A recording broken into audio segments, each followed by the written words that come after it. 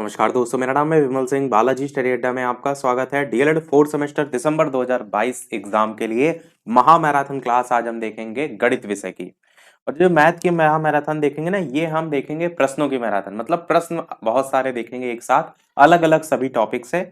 ऐसा हम इसलिए कर रहे हैं क्योंकि इसमें और एक तरीका ये हो सकता था कि हम आपको एक साथ सारे फॉर्मूले दिखा दें, तो वो तो हम 10 क्लास में ऑलरेडी आपको करा चुके हैं। तो वैसे से अच्छा है कि हम नए नए कुछ प्रश्न देखेंगे और एक साथ पूरा कोर्स सारी चीजें आपकी उसी के अकॉर्डिंग रिवाइज हो जाएंगी। बात करते हैं आपकी स्कीम की, तो आपकी 23 तारीख यानी कि कल आपकी मैथ की परीक्षा है 11:30 से 12:30 की टाइमिंग में। और एक चीज ध्यान देंगे, आप 10 से 11 के बाद फिर सीधे आप 12:30 ही बजे पेपर देके निकलेंगे। मतलब मैथ का जो पेपर होगा, जो भी रिवाइज करना हो ना, वो साइंस के पेपर से पहले ही कर लीजिएगा। 10 बजे जब साइंस का पेपर देने जाएंगे तो 12:30 बजे ही निकलेंगे। और पेपर जरूर भेज दीजिएगा और कोशिश कीजिए थोड़ा जल्दी भेजने की, क्योंकि जितना जल्दी आप भेजेंगे उतना जल्दी उसको हम कराने की कोशिश करेंगे। अब आप लेट भेजेंगे तो फिर और ज्यादा लेट हो जाएगी, क्योंकि हमें उसके बाद अगले दिन के लिए भी तो मैराथन करानी होती है। तो इसलिए कोशिश ये कीजिए कि पेपर इनमें से जिस भी माध्यम से जैसे ही आपका हो तुरंत आप बाहर निकलें। तो बाकी चीजों से पहले पेपर जरूर भेज दीजिएगा। टेलीग्राम पर विमल 17 जद जेड और इंस्टाग्राम पर विमल सिंह 17 जेड, जीमेल आईडी पर भी भेज सकते हैं विमल सिंह 1212 @gmail, और फेसबुक पर बालाजी स्टडी अड्डा सर्च करके। और टेलीग्राम से अगर जुड़ना है तो बालाजी स्टडी अड्डा सर्च करके जुड़ सकते हैं। तो चलिए स्टार्ट करते हैं। सबसे लास्ट में क्वेश्चन हम आपसे भी पूछेंगे था कि दो अंकों की एक संख्या के अंकों का योग 12 है। यदि उस संख्या में से 36 घटा दिया जाए तो संख्या के अंकों का स्थान बदल जाता है और संख्या ज्ञात करनी पूछा ही जाता है। तो चलिए देखते हैं इसका सॉल्यूशन। मैंने क्या कहा था कि जब भी आपसे दो अंकों को लेकर बात की जाए तो आप संख्या मानते हैं, मैंने पिछले वाले वीडियो में बताया था। तो आप क्या कहेंगे, माना दो अंकों की जो संख्या होती है वो आप क्या मानते हैं, तो आपकी संख्या हो जाएगी 10x प्लस वाई। इस चीज को लेकर मैंने समझाया था कि जो 10 से गुणा किया जाता है ये आपका 10 में दहाई में होता है, इसीलिए 10x हो जाता है, और इकाई आपका y है यहाँ पर, तो 10x प्लस वाई ये आपकी टोटल संख्या बनती है।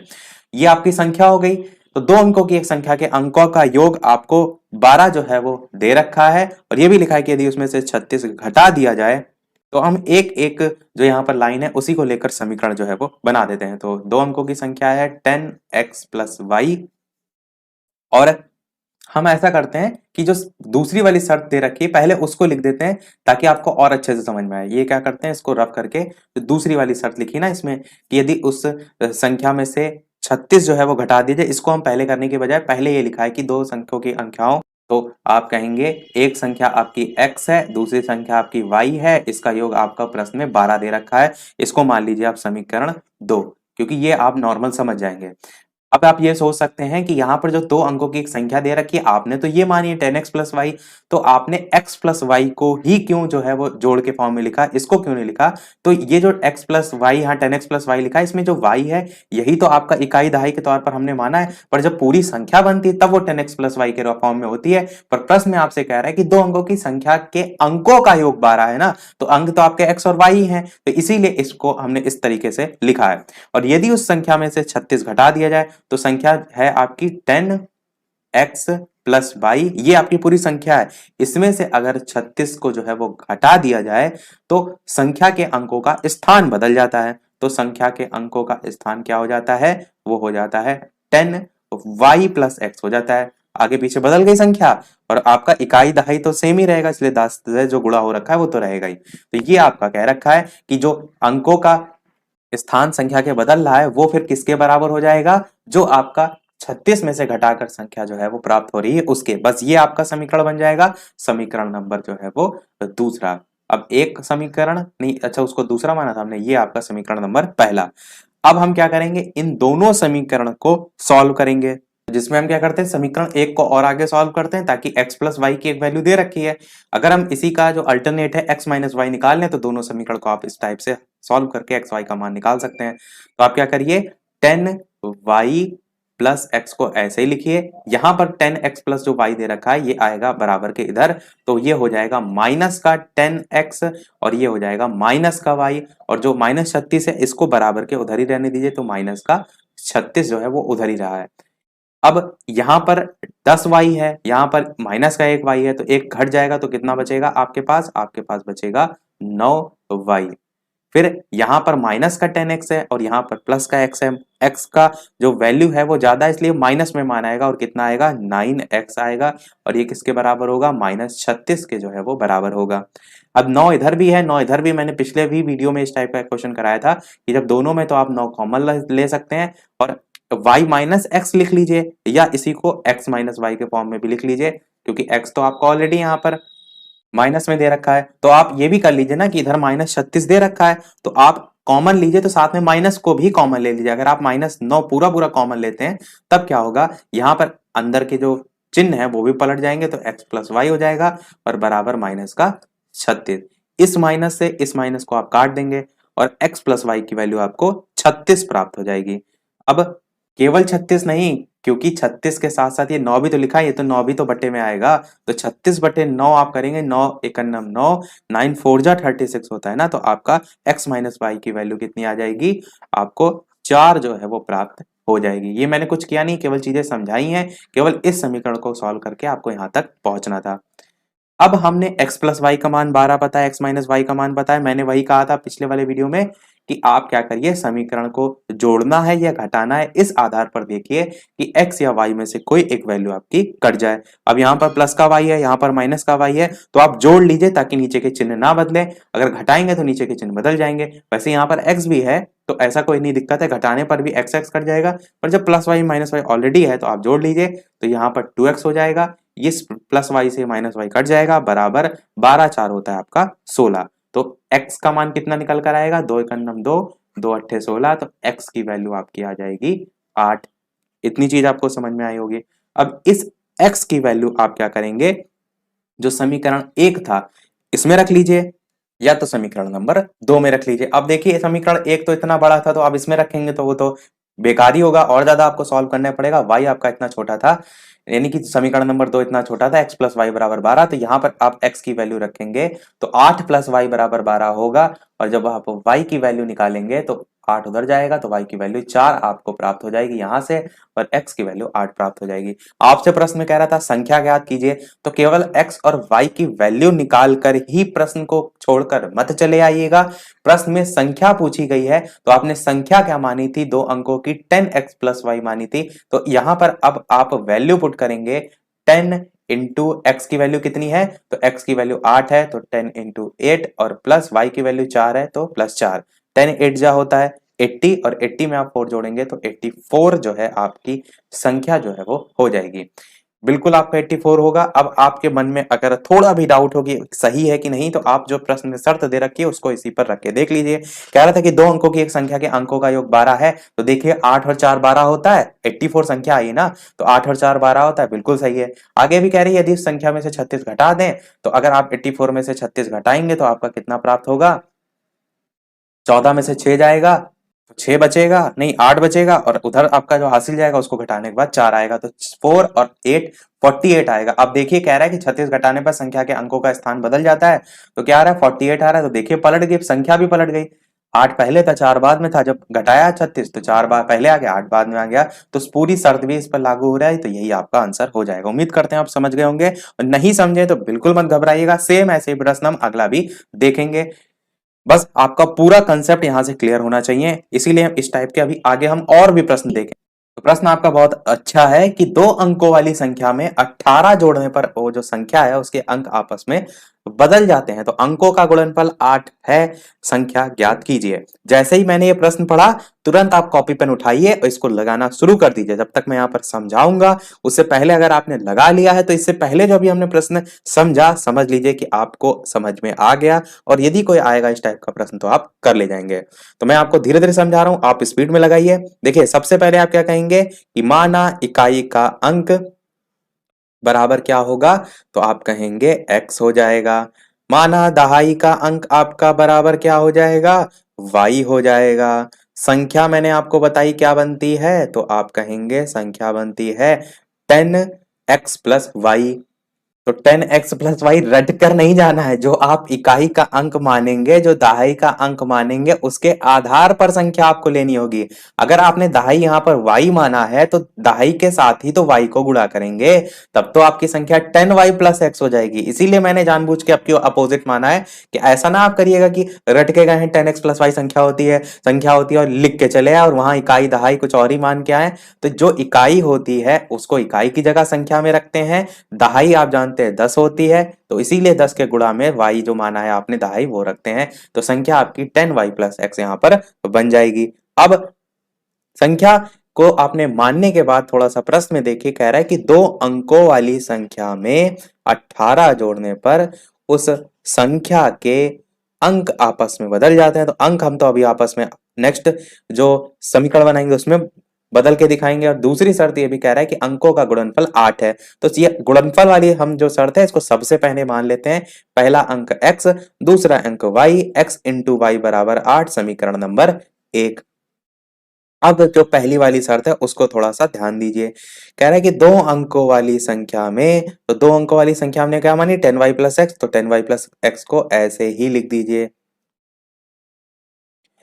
में क्या है 18 जोड़ने पर, तो इसमें आप जोड़ रहे हैं 18 जोड़ने पर जो संख्या है उसके अंक बदल जाते हैं। तो अंक अभी हमने बताए थे 10y प्लस एक्स अगर संख्या है तो क्या हो जाएगी 10x प्लस वाई आपकी संख्या हो जाएगी। बिल्कुल आपको समझ में आ गया होगा। अब फटाफट से इसको करते हैं सॉल्व। तो देखिए यहाँ पर 10y है, यहाँ पर y है, इस y को अगर हम बराबर के उधर ले जाएंगे तो एक y घट जाएगा।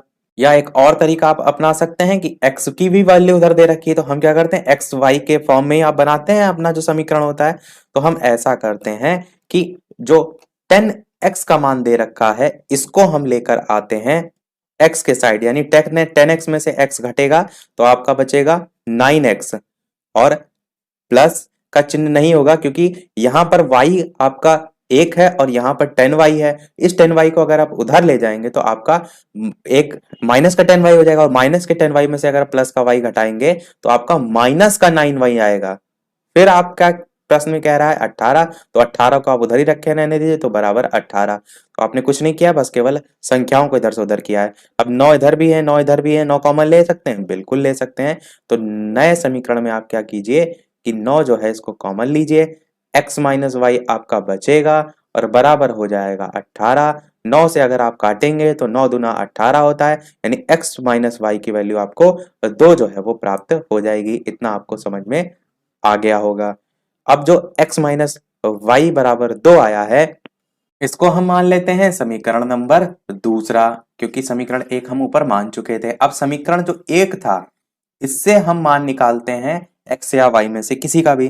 तो x इंटू वाई बराबर अगर 2 है तो x की वैल्यू क्या होगी, तो आप कहेंगे 8 के बटे में आपका y चला जाएगा, बिल्कुल चला जाएगा। अब ये जो वैल्यू आपने यहाँ पर x की निकाली इसको आप इसी जो दूसरा वाला समीकरण है इसमें रख दीजिए, तो इससे एक आपका मान निकल आएगा। कहने का मतलब यह है यहाँ पर अगर आप मान रखेंगे तो x माइनस वाई बराबर 2 की जगह, तो x की जगह आप रखेंगे 8 बटे वाई और माइनस और y और बराबर 2। यहाँ आप 1 रखेंगे, y आपका जो है वो एलसीएम आपका आएगा, फिर y 1 जा 1 8 जा 8 ऊपर 8 आएगा, माइनस लगाएंगे 1 y जा y जाएगा, y को y से करेंगे तो y स्क्वायर होगा और बराबर 2। ये y ऊपर इधर मल्टीप्लाइड में होगा तो ये आपका क्या आ जाएगा, यहाँ पर 2y आ जाएगा। इतनी बात आपने समझी होगी। हम इसको थोड़ा सा जगह बनाने के लिए साइड का रफ कर देते हैं, और ये जो समीकरण हम सॉल्व कर रहे हैं फिर इसको इस साइड करेंगे। ये जो x माइनस वाई बराबर 2 आया है इसको हम ऊपर लिख देते हैं, यहाँ लिख देते हैं x माइनस वाई बराबर 2, समीकरण नंबर 2 आया था। तो कैसे आया था वो मैंने आपको बता दिया।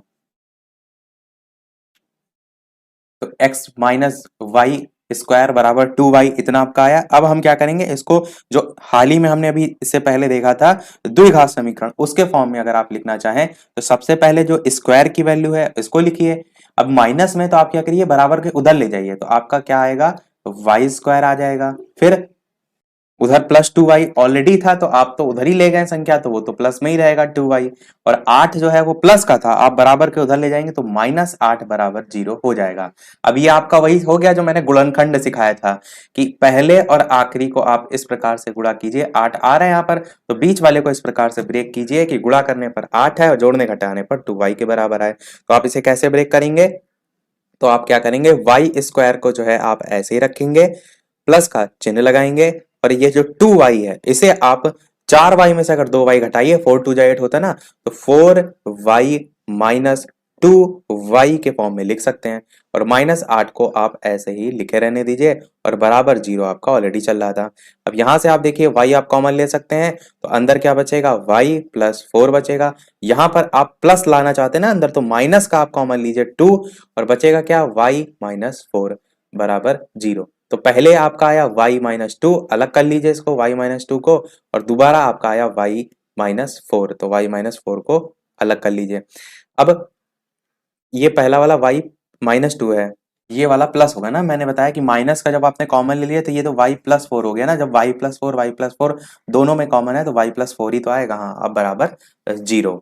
अब मैंने क्या कहा था कि कभी भी मान माइनस वाला नहीं लिया था, तो यहाँ पर y माइनस 2 को अगर आप बराबर 0 के रखेंगे तो y का मान कितना आ जाएगा, 2 आ जाएगा।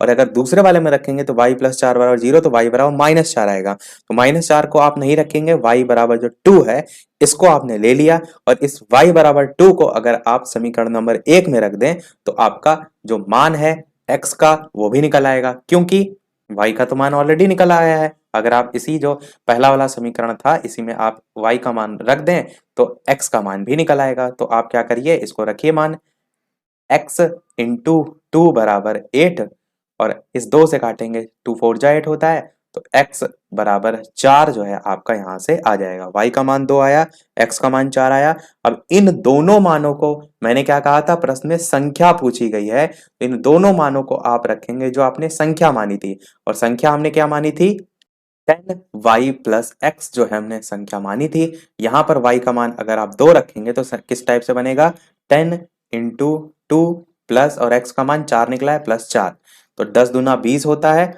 और 20 में आप 4 और जोड़ेंगे तो 24 आपकी फाइनल संख्या आएगी, जो कि आपका देखिए ऑप्शन नंबर डी में जो है वो दे रखा है। देखने में आपको लग रहा होगा अरे ये तो बहुत कठिन प्रश्न है, हमको आएगा ही नहीं, ऐसा नहीं है। आप इस प्रश्न को एक बार, दो बार, बार बार देखिए, इसीलिए मैंने इस टाइप के प्रश्न अभी 2 और आगे रखे हैं, ताकि आपका एकदम कंसेप्ट क्लियर हो जाए, और इस टाइप का अगर क्वेश्चन आए तो आप पेपर में छोड़ के बिल्कुल भी ना आए, क्योंकि मैंने इतने टाइप के अगर प्रश्न करा दिए तो फिर आपका दायित्व तो बनता है कि आप करके आए।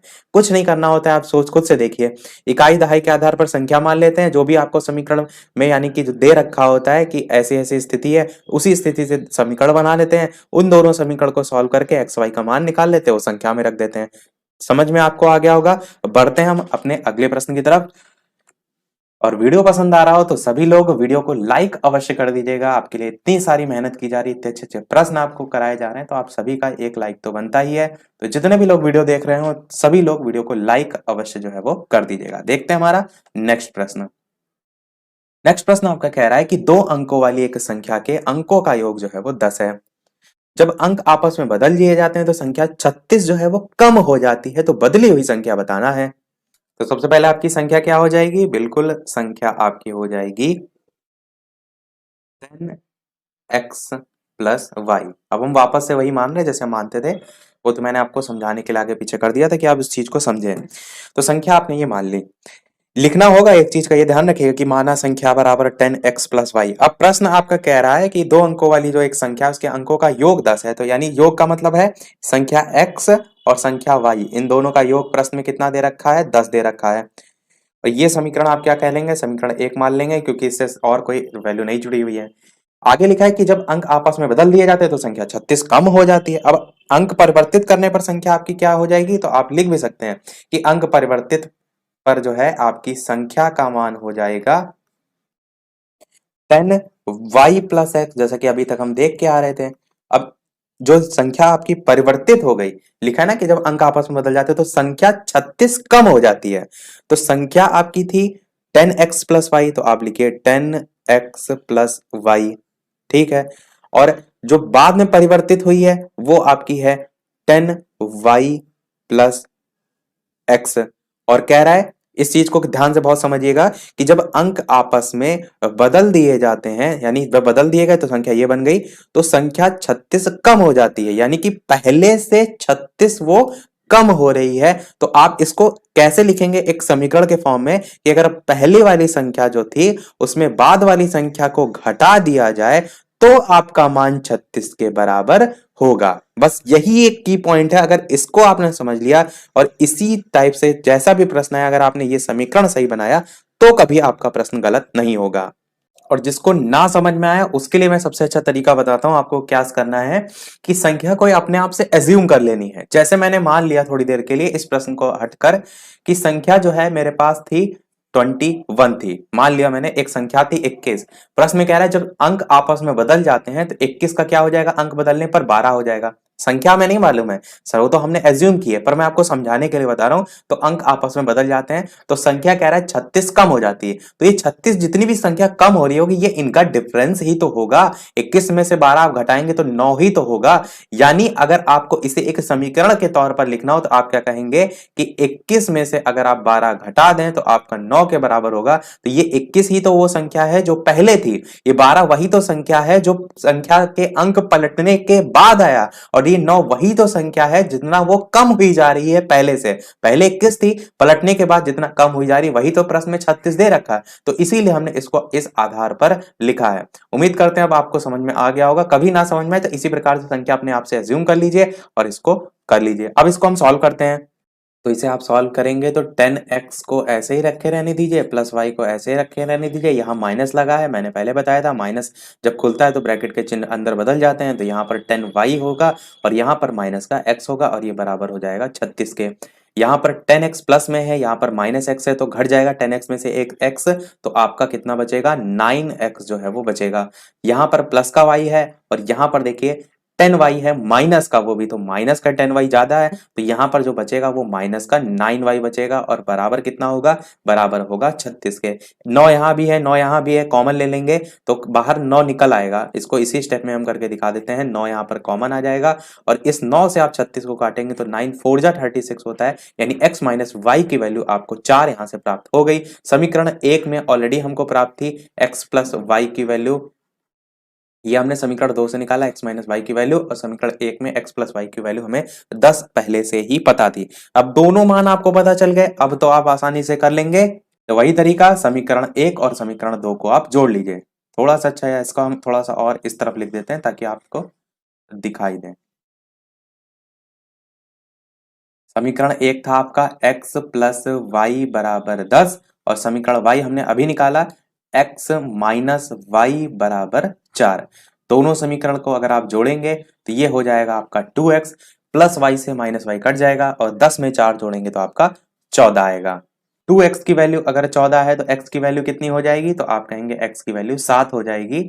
7 दूनी 14 होता है, तो x की वैल्यू यहाँ से आपकी क्या निकल कर आ गई, 7 निकल कर आ गई। अब x की वैल्यू 7 पता है तो इसका मान आप पहले या दूसरे किसी समीकरण में रख देंगे तो x यानी 7 प्लस वाई बराबर 10 होगा और y बराबर 10 में से 7 घट जाएगा तो y की वैल्यू भी यहाँ से 3 जो है वो निकल के आ जाएगी। अब x y दोनों आपको पता चल गई।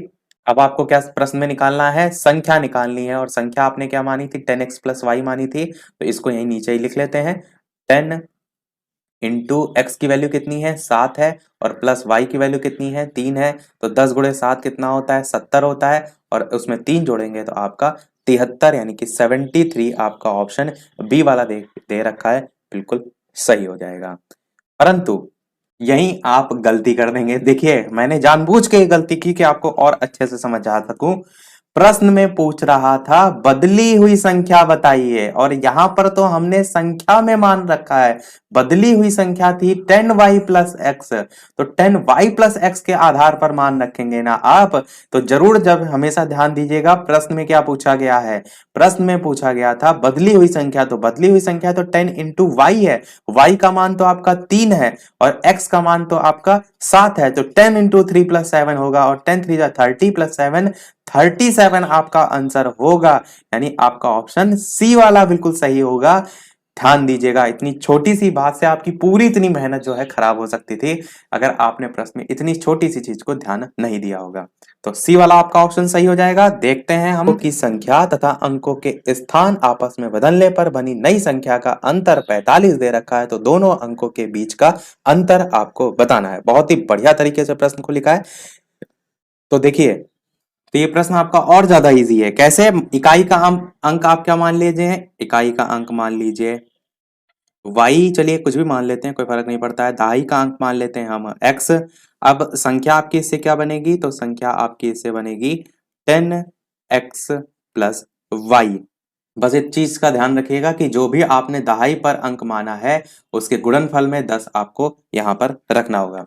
अब प्रश्न कह रहा है कि दो अंकों की संख्या तथा अंकों के स्थान आपस में बदलने पर क्या होता है? नई संख्या का अंतर 45 है, यानी जो संख्या थी वो थी 10x प्लस वाई, और जो बाद वाली संख्या है वो है माइनस कर घटाएंगे उसमें से 10y प्लस एक्स, और इसका अंतर कितना है? 45 है। सीधे सीधे आपको यही तो दे रखा है, और यही चीज तो अभी मैंने समझाई थी, तो आप इसे आसानी से सॉल्व कर सकते हैं।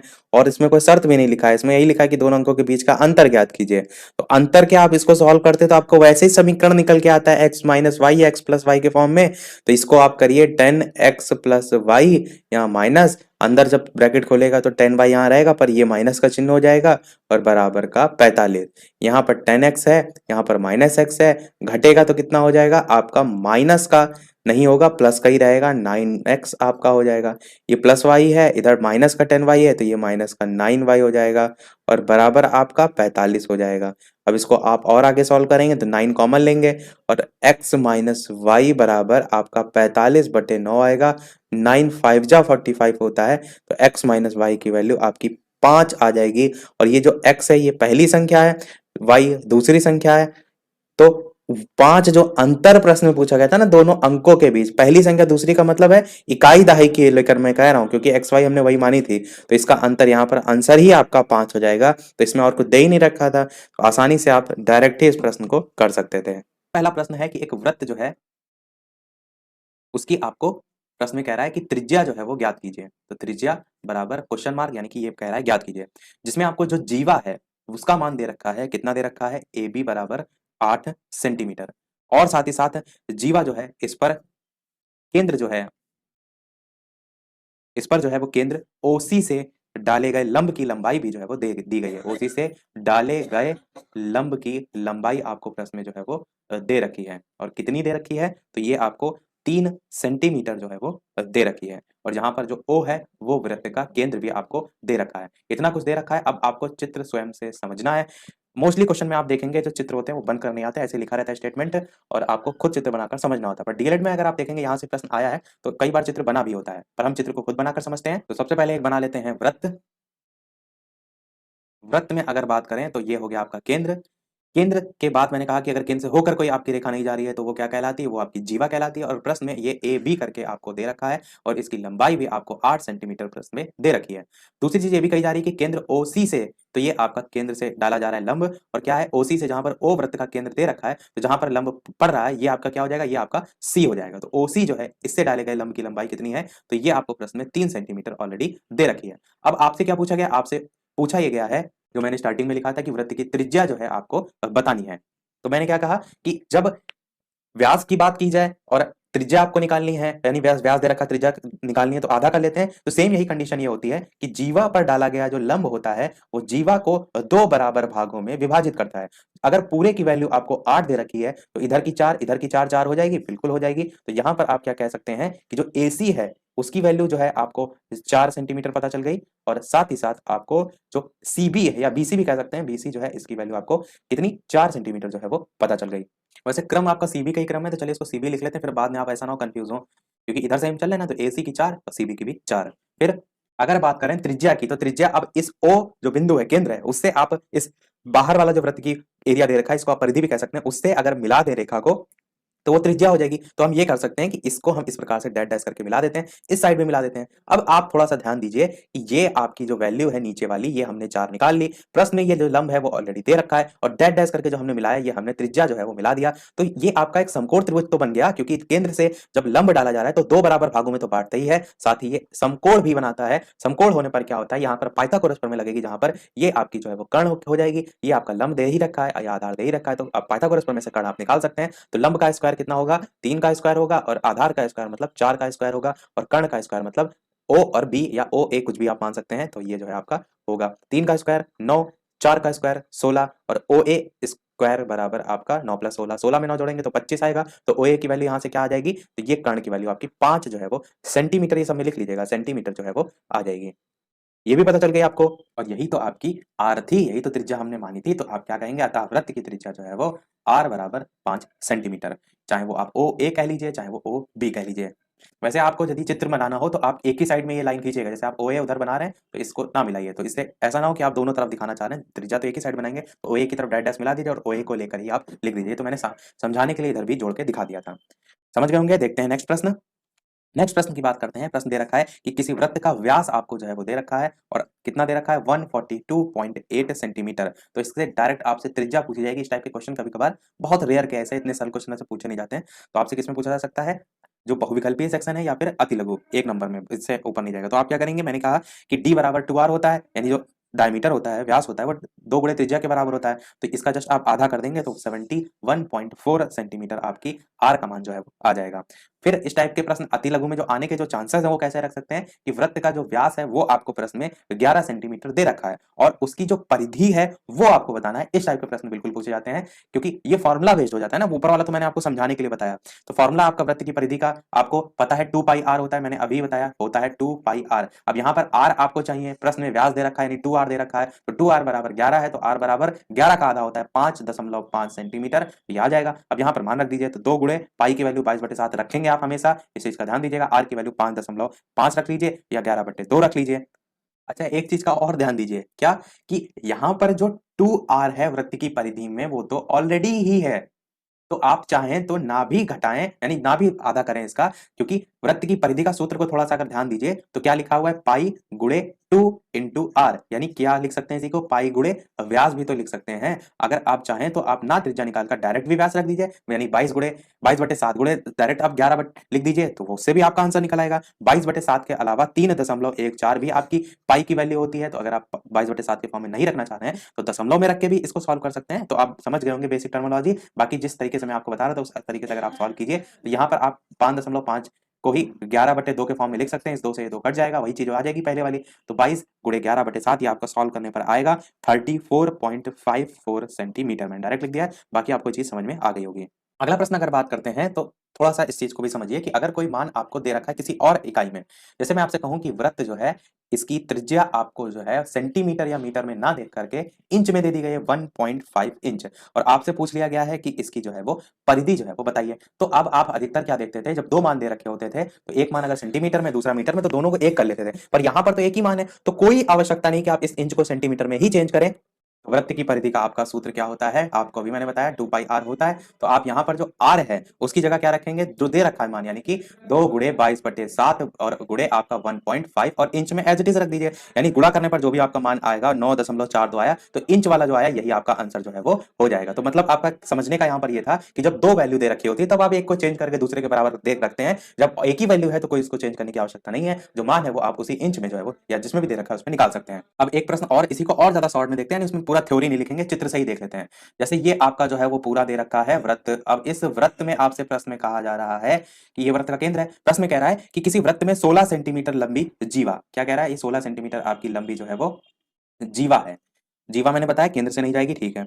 इस पर केंद्र से डाला जा रहा है लंब, जो कि हमने अभी बताया था, और ये लंब जो है इसकी लंबाई 6 सेंटीमीटर आपको प्रश्न में दे रखी है। और प्रश्न में जो है आपसे वृत्त का व्यास जो है वो पूछा गया है। तो व्यास यानी कि 2r जो है वो पूछा गया है, इसकी वैल्यू कितनी होगी, इस टाइप से। अब आप क्या करेंगे, वही चीज मैंने कहा था कि इसको आप इस प्रकार से जोड़ देंगे, त्रिज्या निकालेंगे पाइथागोरस प्रमेय से। तो 6 का स्क्वायर और यहाँ पर 16 का आधा करेंगे तो 8 होता है, इसको आप 8 यहां तक निकाल लेंगे तो 8 का स्क्वायर, तो 16 का स्क्वायर होता है 64, 16 नहीं 6 का, सॉरी 6 का स्क्वायर होगा 36 और 8 का स्क्वायर होगा 64। तो 36 और 64 मिलकर 100 होगा। और यहाँ पर जो वैल्यू है, चलिए मान लेते ओ, इसे मान लेते ए, तो ओ ए स्क्वायर करके चलता है ना, तो ओ ए की वैल्यू कितनी आएगी, जो 100 होगा वो अंडर रूट में, और यहाँ से आपका मान 10 जो है वो निकल के आ जाएगा। तो इसका मान 10 आपका आ गया। ये किसका आया, त्रिज्या का यानी आर का आया। प्रश्न में आपसे 2r पूछा गया है, तो इस 10 का जस्ट डबल कर देंगे तो 20 आपका 2r यानी कि व्यास का मान जो है वो आ जाएगा। तो मेन आपको क्या समझना है कि इस टाइप से भी प्रश्न को एक थोड़ा सा स्टेप आगे करके भी पूछा जा सकता है कि आपने अभी तक त्रिज्या सीखा तो व्यास भी पूछा जा सकता है।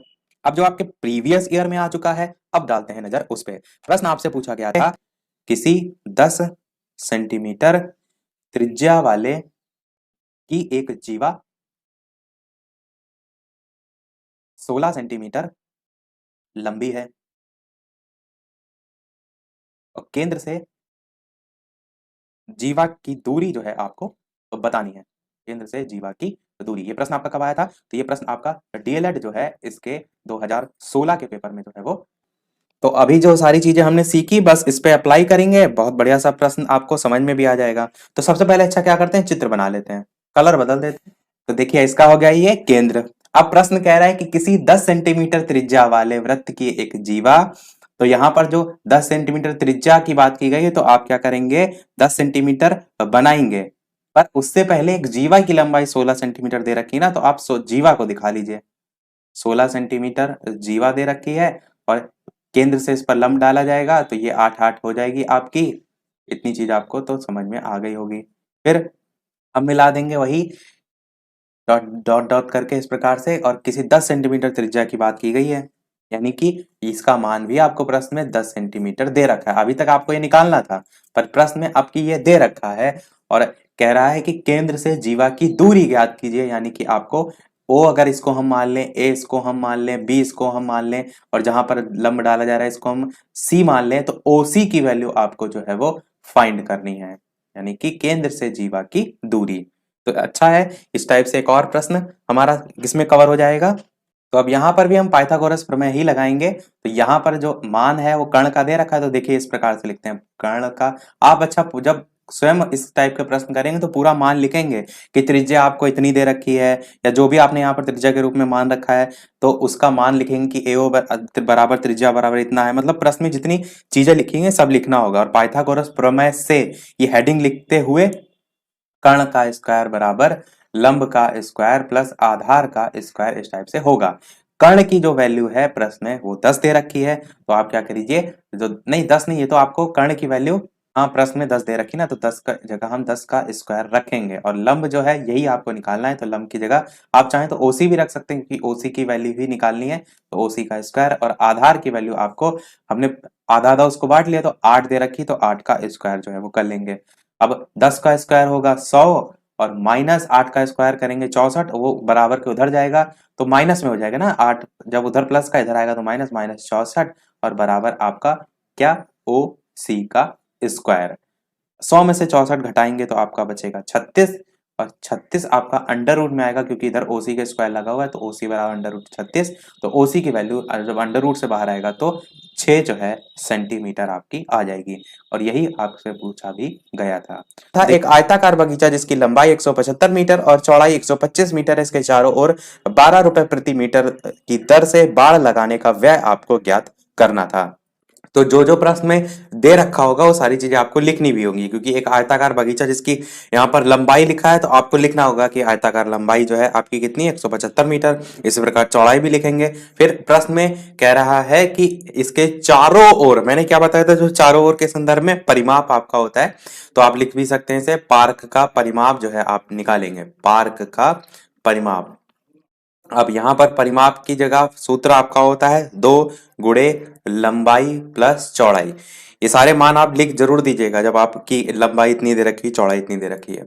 इसके बाद यहाँ पर मान रखते हैं, तो 2 गुणे लंबाई का मान आपका प्रश्न में 175 दे रखा है, तो 175 ही रख दीजिए। चौड़ाई का मान आपका 125 दे रखा है, तो 125 ही रख दीजिए, और 175 और 125 को जोड़ेंगे तो 300 होगा, और 300 को बाहर 2 से गुणा करेंगे तो 600 होगा। तो यहां पर आप लिख सकते हैं 600 मीटर आपका परिमाप जो है वो आ गया। अब प्रश्न में कह रहा है कि बगीचे में बाड़ लगाने के संदर्भ में, तो बाड़ लगाने का खर्च दे रखा है प्रति मीटर की दर से 12 रुपए। जब 1 मीटर लगाने का कोई आपसे 12 रुपया ले रहा है तो आप क्या कहेंगे, 600 मीटर के भैया कितने रुपया लोगे, तो इसी को 12 मीटर जो दे रखा है, 12 मीटर नहीं है रुपए, 1 मीटर का कोई आपसे 12 रुपया ले रहा है, प्रश्न में लिखा है ना 12 रुपए प्रति मीटर की दर से ले रहा है, तो आपसे 600 मीटर के कितने लेगा, 600 गुणे 12 आप कर देंगे। और ये तो मैं आपको समझाने के लिए नीचे ही डायरेक्ट गुणा करके दिखा दे रहा हूं, पर आपको लिखना होगा स्टेटमेंट के तौर पर। क्या लिखेंगे कि बगीचे में बाड़ लगाने का खर्च प्रति मीटर की दर से 12 रुपए, इसलिए 600 मीटर लंबाई वाले बगीचे में बाड़ लगाने का खर्च 12 गुणे 600, और इसको गुणा करेंगे तो 7200 रुपए आपका आंसर जो है वो आ जाएगा। तो उम्मीद करते हैं आसानी से आपने कर लिया होगा, और इस टाइप का कोई भी प्रश्न आएगा तो आप आसानी से कर लेंगे। चलिए देखते हैं हमारा अगला प्रश्न। अगला प्रश्न आपका है कि एक आयताकार आंगन की लंबाई 6.3 मीटर और चौड़ाई 4.5 मीटर जो है वो दे रखी है। इससे 30 सेंटीमीटर लंबे और 18 सेंटीमीटर चौड़े पत्थर के टुकड़ों को 4 रुपए प्रति टुकड़े की दर से बिछवाने में क्या खर्च आएगा। अभी तक हमने जो देखा था प्रश्न वो थोड़ा सा इजी लेवल का था, मतलब इसी सेम टाइप पर ये भी प्रश्न है, पर ये उससे थोड़ा सा कठिन है। मैंने क्या कहा था, हम सारे टाइप की चीज देखेंगे, सरल भी कठिन भी, कि ऐसा ना हो कि पेपर में कठिन आए तो आप कहेंगे अरे ये तो हमने पढ़ा ही नहीं। तो ऐसा नहीं, इस टाइप वाला प्रश्न मैंने कराया था, पर पहले कराया था पिछली क्लास में, पर थोड़ा सा ये प्रश्न भी अच्छा। और एक चीज ये भी ध्यान दीजिए कि जो ये ऑप्शन आप देख पा रहे हैं ये आपको क्वेश्चन में नहीं मिलेंगे। जब आप डीएलएड के लेवल पर इस टाइप के क्वेश्चन देखते हैं तो अति लघु लघु में ऑप्शन नहीं होते, ये तो केवल और केवल मैंने ऐसे आपकी सहूलियत के लिए दे दिए हैं। तो आप क्या कहेंगे कि माना हम यहाँ पर, या आंगन का क्षेत्रफल, लंबाई दे रखी चौड़ाई दे रखी, तो सबसे पहले क्षेत्रफल निकाल लीजिए। तो आप क्या लिखिए, आंगन का क्षेत्रफल क्या हो जाएगा, लंबाई गुणे चौड़ाई। तो 6.3 इंटू 4.5, और मीटर इंटू मीटर यानी कि मीटर स्क्वायर, यानी कि दोनों को गुणा करने के बाद जो आएगा, तो गुणा करने पर क्या आएगा, 6.3 को आप 4.5 से गुणा करेंगे तो 28.35 आएगा। तो इसमें क्या आएगा, 28.35 मीटर स्क्वायर। अब यहां पर ध्यान देने वाली बात यह है कि ये एक मान आपका मीटर में दे रखा है और दूसरा जो दे रखा है वो आपके सेंटीमीटर में दे रखे हैं। अब मैंने क्या कहा था, इस टाइप की कंडीशन में आपको क्या करना होता है, या तो आप सभी को सेंटीमीटर में चेंज कर लीजिए या फिर मीटर में कर लीजिए। अब अगर आप इस मीटर को सेंटीमीटर में बदलेंगे तो यहां से दशमलव हट जाएगा, और अगर आप इसे मीटर में बदलेंगे तो ये और ज्यादा दशमलव में हो जाएगा। तो आपके लिए क्या ज्यादा सरल है कि इसको सेंटीमीटर में बदल लें, ताकि आपका क्या होगा, जो कैलकुलेशन है वो थोड़ी आसान हो जाएगी। तो इसको अगर आप सेंटीमीटर में बदलेंगे तो मीटर स्क्वायर है ना, तो 100 गुणे 100 से आप क्या करेंगे, इसे गुणा कर देंगे। तो 28.35 गुणे 100 गुणे 100, 2 बार 100 से इसलिए किया गया, मीटर स्क्वायर था और ये आपका क्षेत्रफल था। तो गुणा करने पर क्या होगा, ये 2 जीरो जो है ये तो दशमलव को बाहर ले कर देंगे, 2835 बचेगा, फिर बाकी जो 2 जीरो है वो इसमें लग जाएंगे, यानी आपका मान जो आएगा वो 2835 सेंटीमीटर जो है आपका। और साथ ही स्क्वायर भी, ये भी ध्यान दीजिएगा, स्क्वायर या इसी को ही वर्ग सेंटीमीटर के फॉर्म में आप लिख सकते हैं। तो ये आपका हो गया, आपने आंगन का क्षेत्रफल निकाल लिया। आगे प्रश्न कह रहा था कि इससे ही 30 सेंटीमीटर लंबा और 18 सेंटीमीटर चौड़ा पत्थर के टुकड़ा है, उसको 4 रुपए प्रति जो है टुकड़े की दर से बिछाने में खर्च क्या होगा। तो आप सबसे पहले इस पत्थर के जो टुकड़े को लेकर बात की जा रही है, इसका अलग से जो है वो आयतन निकाल लीजिए। और मैंने संख्या के संदर्भ में सेम इसी पर घन पर कराया था कि घन में एक बड़े टुकड़े का आयतन होता है, एक यानी एक बड़ा टुकड़ा होता है, या घन का एक बड़ा भाग होता है, एक छोटा भाग होता है। संख्या निकालने के लिए दोनों को डिवाइड करते हैं। तो यही सेम चीज यहाँ पर भी, कि हमने क्या किया, सबसे पहले आंगन का टोटल क्षेत्रफल निकाल लिया। अब इसमें 30 सेंटीमीटर लंबे और 18 सेंटीमीटर जो चौड़े जो है पत्थर के टुकड़े की बात की जा रही है, इसको हम निकाल लेते हैं। तो हम क्या लिखते हैं कि पत्थर का जो टुकड़ा है उसका क्षेत्रफल, तो पत्थर के टुकड़े के क्षेत्रफल का भी वही सेम फॉर्मूला होगा जो हमने ऊपर लगाया, यानी कि लंबाई गुणे चौड़ाई। तो लंबाई आपको 30 सेंटीमीटर दे रखी है तो 30, और चौड़ाई आपको 18, तो गुणे 18। अब 30 गुणे 18 की जगह 18 तिया कितना होता है, तो 54 होता है, और 54 में एक जीरो और लग जाएगा तो 540 सेंटीमीटर स्क्वायर यहाँ पर आ जाएगा आपका, और सेंटीमीटर में तो ऑलरेडी है, तो इसे आपको चेंज करना नहीं है। अब हम क्या करेंगे, अब प्रश्न में कह रहा है कि 4 रुपए प्रति टुकड़े की दर से बिछवाने में क्या खर्च होगा, तो सबसे पहले आप टुकड़े निकालेंगे ना इसमें से टोटल का, जो मैंने घन को लेकर अभी बताया, तो टुकड़ों की संख्या निकालने के लिए दोनों को एक दूसरे से आप डिवाइड कर देंगे। चलिए इस चीज को हम ऊपर लिख देते हैं यहाँ पर, ताकि आपको एक आपस में मिला ना लगे। तो क्या होगा, टुकड़े की या टुकड़े जो हैं उनकी संख्या, और संख्या निकालने के लिए जो आपका पहले आया था 28,3500 ये, और जो बाद में आया 540, इसको आप डिवाइड कर देंगे, तो क्या होगा यहाँ पर 283,500, और डिवाइड कीजिए 540 से, इससे हमें टुकड़ों की संख्या प्राप्त होगी। इस जीरो से ये जीरो कट जाएगा, 54 से आप इसे काटेंगे तो आपका डायरेक्ट मैं लिख देता हूँ 525 जो है वो आएगा। बाकी कैलकुलेशन तो आप कर ही सकते हैं, उसमें यहाँ पर समय व्यस्त करके कोई मतलब नहीं है। तो 525 आपके टुकड़ों की संख्या निकली है। अब प्रश्न के मेन हिस्से को समझिए कि 4 रुपए प्रति टुकड़े की दर से बिछवाने का खर्च ना, यानी कि एक टुकड़ा बिछाने का वो 4 रुपए ले रहा है, और आपने टुकड़े कितने निकाले 525, तो 525 टुकड़ों के हिसाब से 525 गुणे 4 रुपए के हिसाब से गुणा कर दीजिए, तो इसका 4 गुना हो जाएगा 2100 आपका रुपए, यही आपका सही हो जाएगा, जो कि देखिए दूसरे वाले ऑप्शन में दे भी रखा है। तो ये प्रश्न अगर आपने अच्छे से समझ लिया, तो इस टाइप का अगर कैसा भी प्रश्न आएगा तो आप उसको अपना दिमाग लगाकर कर ले जाएंगे। इसीलिए मैंने इस टाइप का करा दिया कि इसमें सारी चीजें देखिए हर टाइप की जो है वो शामिल हो गई हैं, क्योंकि ये जो टुकड़ों की संख्या निकालनी होती है ये भी इसमें शामिल हो गया, प्रति के हिसाब रुपए के हिसाब से वो दर भी आप निकाल लेंगे, और क्षेत्रफल निकाल कर ऑलरेडी कर लेंगे। तो चलिए बात करते हैं फिर इसी की तरह ही आयत पर बेस्ड एक और प्रश्न।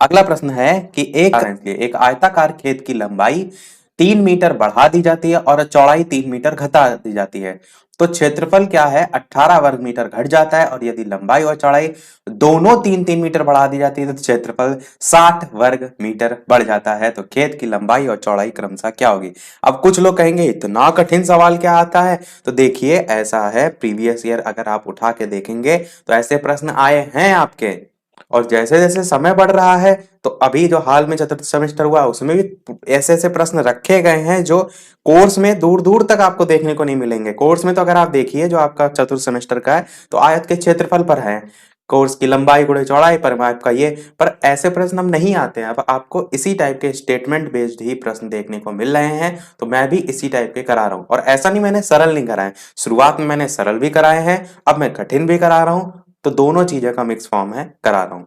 बात करते हैं इस प्रश्न की, समझने का पूरा प्रयास कीजिएगा, पहले से ना मान लीजिएगा कि नहीं ये तो मुझे आएगा ही नहीं, ऐसा नहीं है, आप समझेंगे सब आएगा। जो जो प्रश्न में कह रहा है उसी के अकॉर्डिंग चलते हैं। कह रहा है कि एक आयताकार खेत की लंबाई 3 मीटर बढ़ा दी जाती है, यानी कि आयताकार खेत की लंबाई हमको नहीं पता है, तो हम क्या कर सकते हैं, अपनी तरफ से मान सकते हैं। तो हम क्या कहते हैं कि एक आयताकार खेत की लंबाई मान लीजिए x मीटर है।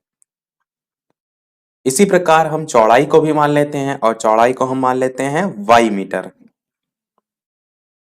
अब पहली शर्त के अनुसार कहा जा रहा है कि एक आयताकार खेत की लंबाई को 3 मीटर जो है वो बढ़ा दिया जाता है, यानी पहले x मानी थी हमने, अब अगर हम इसे 3 मीटर बढ़ाएंगे तो क्या हो जाएगा, x+3। ठीक है, इतनी बात आपको समझ आ गई होगी। फिर चौड़ाई 3 मीटर घटा दी जाती है, तो चौड़ाई आपकी थी y, इसको हम 3 मीटर घटा देते हैं, तो चौड़ाई आपकी हो गई y-3, और ये कह रहा है तो क्षेत्रफल 18 वर्ग मीटर जो है वो घट जाता है। तो क्षेत्रफल क्या होगा, क्षेत्रफल आप जानते हैं लंबाई गुणे चौड़ाई होता है, इसका अगर क्षेत्रफल क्या होगा, तो आपकी लंबाई x है, चौड़ाई आपकी y है, तो x y तो होगा, बिल्कुल होगा। तो प्रश्न में कह रहा है तो क्षेत्रफल 18 वर्ग मीटर घट जाता है, तो आपका कितना घट जाता है, ये किसके बराबर हो जाएगा, x y में से अगर आप 18 को माइनस कर दें तो इसके बराबर हो जाएगा, क्षेत्रफल आपका 18 जो वर्ग मीटर है वो घट जाता है। अब एक आपको समीकरण प्राप्त हो गया, अब इस समीकरण को हम सॉल्व करेंगे, तो आपको जहां तक सॉल्व हो सकता है उसके आगे उसको हम समीकरण 1 मान लेंगे, तो x को y से गुणा करेंगे तो ये हो जाएगा xy। ठीक है, फिर x को -3x से गुणा करेंगे तो माइनस का 3x हो जाएगा, फिर प्लस का गुणा करेंगे तो प्लस का 3y हो जाएगा, और प्लस माइनस माइनस होता है तो 3 तिया 9 माइनस का आएगा। बराबर में एक्स वाई ऐसे ही आप रखिए और माइनस का 18 को ऐसे ही रखिए। एक्स वाई इधर प्लस का है, उधर भी प्लस का है, जब एक से दूसरी साइड जाएगा तो ये एक्स वाई जो है आपका कट जाएगा। और संख्या की अगर बात करें, यहाँ पर माइनस की 9 है, यहाँ पर माइनस की 18 है, तो आप क्या कर लीजिए, संख्या को भी एक तरफ कर लीजिए, और ये तो एक्स वाई में वैल्यू है, ये तो आप काट नहीं सकते, तो हम क्या करते हैं, इसमें से कॉमन ले लेते हैं। यहाँ पर भी 3 है, यहाँ पर भी 3 है, तो दोनों में से हम क्या कॉमन ले सकते हैं, 3 कॉमन ले सकते हैं। तो हम क्या करते हैं, यहाँ से माइनस का 3 जो है वो कॉमन ले लेते हैं।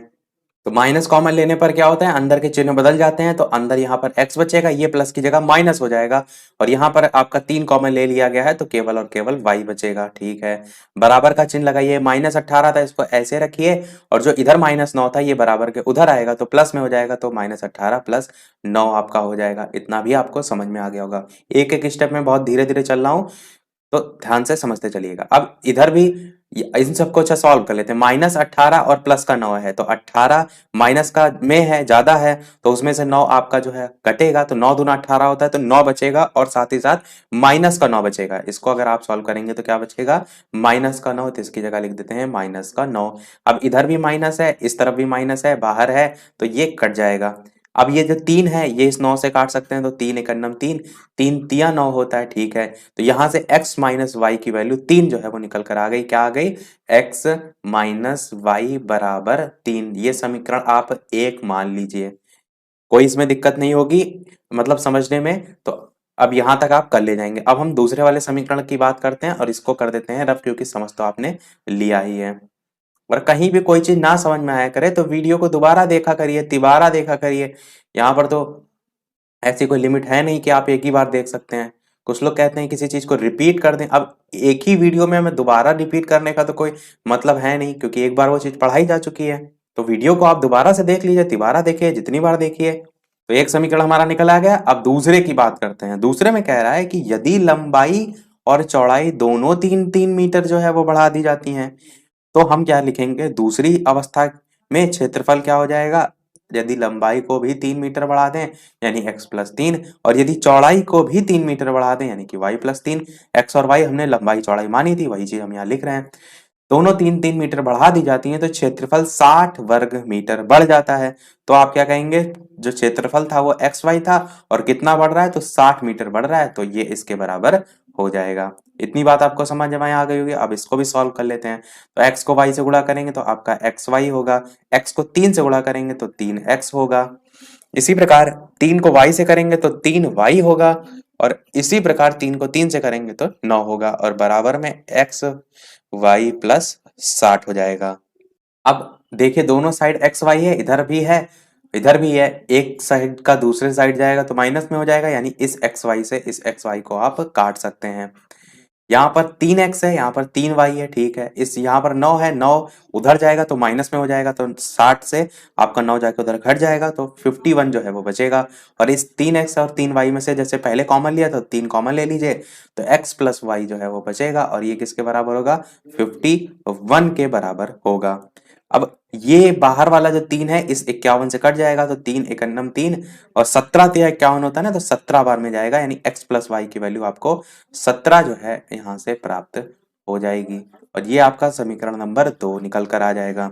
अब समीकरण 1 और 2 को सॉल्व करके आप x का मान या y का मान निकाल सकते हैं, जैसे कि मैंने पिछले वीडियोस में आपको बताया है। अब आप इसमें जोड़ेंगे कि घटाएंगे, तो मैंने क्या कहा था, जब ऑलरेडी देख रहे हैं वहां पर कट रहा है तो आप जोड़ दीजिए, क्योंकि अगर आप इसे घटाएंगे तो ये चिन्ह बदल जाएगा y का, तो नीचे भी माइनस वाई हो जाएगा, ऊपर भी माइनस वाई हो जाएगा, तो y आपका नहीं कटेगा, x तब कट जाएगा। पर जब ऑलरेडी प्लस माइनस चिन्ह बना दे रखा है, वैसे आप जोड़ या घटाना दोनों में से कुछ भी करेंगे आंसर आ जाएगा। मैं आपको एक आंसर को और ज्यादा सरल बनाने के उद्देश्य से बता रहा हूँ। तो यहाँ पर आप क्या कीजिए, दोनों पक्षों को जोड़ने पर लिखेंगे आप जरूर कि समीकरण 1 और समीकरण 2 को जोड़ने पर, तो x x जुड़ जाएगा तो आपका 2x हो जाएगा बराबर 17, और 3 आपका जुड़ेगा तो आपका 20 हो जाएगा। तो 2x किसके बराबर है, 20 के बराबर है, और x किसके बराबर है, तो 2 एक अन्नम 2, 2 दहम 20, 10 के बराबर x का मान आ जाएगा। और x हमने क्या माना था, तो x को हमने लंबाई माना था, यानी लंबाई आपकी 10 जो है वो मीटर निकल कर आ गई। अब चौड़ाई निकालने के लिए आप इसका जो मान है x का वो किसी समीकरण 1 या 2 में से रख दीजिए। अगर हम मान लीजिए कि समीकरण 1 में ही रख देते हैं या 2 में रख देते हैं तो x की जगह आप 10 रखेंगे और y जो है आपका निकालना है आपको और 17 इसके बराबर होगा। ये 10 उधर जाएगा तो y का मान कितना आ जाएगा, 7 जो है वो मीटर जो है वो आ जाएगा, यानी कि जो चौड़ाई है वो आपकी 7 मीटर आ जाएगी और लंबाई जो है आपकी 10 मीटर आ जाएगी। यही आपका जो है वो आंसर हो जाएगा। और ऑप्शन में देखिए तो 10 और 7 वाला ऑप्शन बी दूसरा वाला जो है आपका दे भी रखा है। तो उम्मीद करते हैं मैं अच्छे से इस प्रश्न को मैंने समझाया भी और आपको अच्छे से समझ भी आ गया होगा कि अगर इस टाइप का कोई प्रश्न आएगा तो आप जो है वो कर ले जाएंगे। चलिए बात करते हैं अगले प्रश्न की। और वीडियो पसंद आ रहा हो तो सभी लोग वीडियो को लाइक अवश्य जो है वो कर दीजिएगा। लाइक और शेयर बस इतना सा मेरे लिए कर दीजिएगा। चलिए देखते हैं हमारा नेक्स्ट प्रश्न। एक आयताकार बाग की लंबाई 60 मीटर और चौड़ाई 40 मीटर है। इसके बीचों बीच 5 मीटर चौड़ी सड़कें बनी हैं और इन सड़कों पर 2 रुपए प्रति वर्ग मीटर की दर से रोड़ी डलवाने में क्या खर्च होगा। बहुत ही बेहतरीन क्वेश्चन है और आप इसे मोस्ट इंपॉर्टेंट भी कह सकते हैं क्योंकि इस टाइप का प्रश्न आपके पूर्व के वर्षों में एक बार आया था और उसको मैंने समझाया भी था। और वो प्रश्न ये नहीं है, उसी की तरह आपका एक और प्रश्न है और इसको हम सॉल्व करेंगे। इस टाइप के कैसे भी प्रश्न आएंगे आप आसानी से कर ले जाएंगे। मैं यहाँ पर 1% की भी फॉर्मेलिटी नहीं अदा कर रहा हूँ कि नहीं आपको आपका सूत्र में है आयत आयत लंबाई गुणे चौड़ाई, मैंने कोर्स खत्म करा दिया खत्म हो गया। नहीं, मैं कोशिश ये कर रहा हूँ कि प्रत्येक बच्चा ज्यादा से ज्यादा मेहनत करे और अच्छे से अच्छे नंबर लाए। बस मेरा यही उद्देश्य है। तो उम्मीद करता हूँ सभी लोग मेहनत भी करेंगे। ऐसा नहीं मैं ही मेहनत कर रहा हूँ और आप कोई प्रैक्टिस नहीं कर रहे हैं तो फिर ये गलत बात है। आपको भी जितनी प्रैक्टिस मैं यहाँ पर कर रहा हूँ उससे दुगनी प्रैक्टिस करनी है, उतने से दुगने सवाल लगाने, तब जाके अच्छे नंबर आएंगे। तो देखिए चित्र के माध्यम से इस प्रश्न को समझते हैं। कह रहा है एक आयताकार बाग है, ये आयत हमने बना लिया, ठीक है। इसमें चलिए ABCD भी दिखा देते हैं। ये A हो गया, ये आपका B हो गया, ये आपका C हो गया, ये आपका D हो गया। एक आयताकार बाग की लंबाई आपको 60 मीटर दे रखी है। तो 60 मीटर लंबाई है तो चलिए लिख भी देते हैं 60 मीटर इसकी लंबाई है। और चौड़ाई आपको 40 मीटर दे रखी है तो चलिए 40 मीटर भी यहाँ पर लिख लेते हैं। 40 मीटर इसकी चौड़ाई है। इसके बीचों बीच 5 मीटर चौड़ी सड़क बनी हुई है। समझिए इस लाइन को, बीचों बीच का मतलब है ये जो पूरी आपकी लंबाई है इसके बीच में ये जो है वो चौड़ी सड़क आपकी बनी हुई है और इस टाइप से बनी हुई है। और सेम चीज लंबाई के साथ साथ आपका ये जो चौड़ाई है उसके साथ साथ भी आप बनाएंगे, यानी कि इस टाइप से जो है वो बनी हुई है और इस टाइप से आपकी बनी हुई है। अब यहाँ पर इनको नाम भी दे देते हैं ताकि समझने में आसानी हो। इसको हम लिख देते हैं P, इसको हम लिख देते हैं Q, इधर साइड लिख देते हैं S, इधर साइड लिख देते हैं R। PQRS 4 हमने नाम भी दे दिए और ये 5 जो है वो मीटर है। इसे जगह नहीं है, अभी हम समझा देंगे। एक चीज और इसमें कर देते हैं कि जितना आपका रोड़ी डलवाने वाली सड़क है इसको इस टाइप से तिरछा करके बना देते हैं। यहाँ पर एक चीज लेंथ भी लिखनी ना, क्योंकि प्रश्न में 5 मीटर जो है वो दे रखी है, ये चौड़ी सड़क है ना तो चौड़ाई दे रखी है। और सेम चीज इधर भी 5 मीटर चौड़ी जो है वो दे रखी है, ठीक है। और इसको हम क्या करते हैं इस टाइप से तिर्यक तिर्यक बना देते हैं ताकि आपको समझ में आए कि इतने भाग में हमारी सड़क है जिसमें हमें रोड़ी जो है वो डलवानी है। अब सबसे पहले हम क्या करेंगे, जो पी क्यू दे रखा है ये वाली जो बीच वाली आप सड़क देख रहे हैं पतली सी, ये बीच वाली सड़क जो दे रखा है इसका क्षेत्रफल निकालेंगे। क्योंकि जिस सड़क पर हमको रोड़ी डलवानी हमें उसका क्षेत्रफल चाहिए। आपको जितना ये तिरछा लाइनें खींची उनका जो है क्षेत्रफल चाहिए। तो जिस प्रकार से इसका आपको क्षेत्रफल निकालना है सेम चीज आपको इस प्रकार जो पड़ी हुई है सड़क चौड़ी छोटी सी 5 मीटर वाली इसका भी निकालना है। अब जब दोनों का आप क्षेत्रफल निकालेंगे तो एक चीज आप पाएंगे कि दोनों के क्षेत्रफल में जो ये बीच वाला भाग है, ये वाला जो बीच वाला भाग है इसको दूसरे कलर से कर देते हैं, ब्लैक कलर से, ताकि आपको और अच्छे से समझ में आए। ये वाला जो बीच वाला भाग है ये दोनों में कॉमन हो जाएगा। दोनों में कॉमन मतलब है कि जब आप जो पी क्यू वाली सड़क है, ये पी क्यू इसलिए मैंने लिख दिया था, इसका जब आप क्षेत्रफल निकालेंगे तब भी बीच वाले भाग का क्षेत्रफल निकल आएगा, और जब आर एस का क्षेत्रफल निकालेंगे तब भी आपका बीच वाले के क्षेत्रफल निकल कर आ जाएगा। तो जब दोनों में ये चीज कॉमन हो जाएगी तो आपको क्या करना होगा कि दोनों का क्षेत्रफल निकाल करके इस बीच वाले क्षेत्रफल को अलग से निकाल के इसमें घटा देना होगा, ताकि आपका जो ये बाहरी वाला भाग है, जितना भाग कितना भाग, ये वाला भाग, ये वाला जो बाहर वाला भाग है इसका क्षेत्रफल जो है वो निकल आए, और जो बीच वाला भाग कॉमन हो रहा है वो भी यहां से हट जाए। अब इस चीज को हम करके दिखाते हैं कि कैसे। पहले तो हमने केवल बेसिक आपको टर्मिनोलॉजी समझा दी कि आपको समझना सबसे ज्यादा जरूरी है।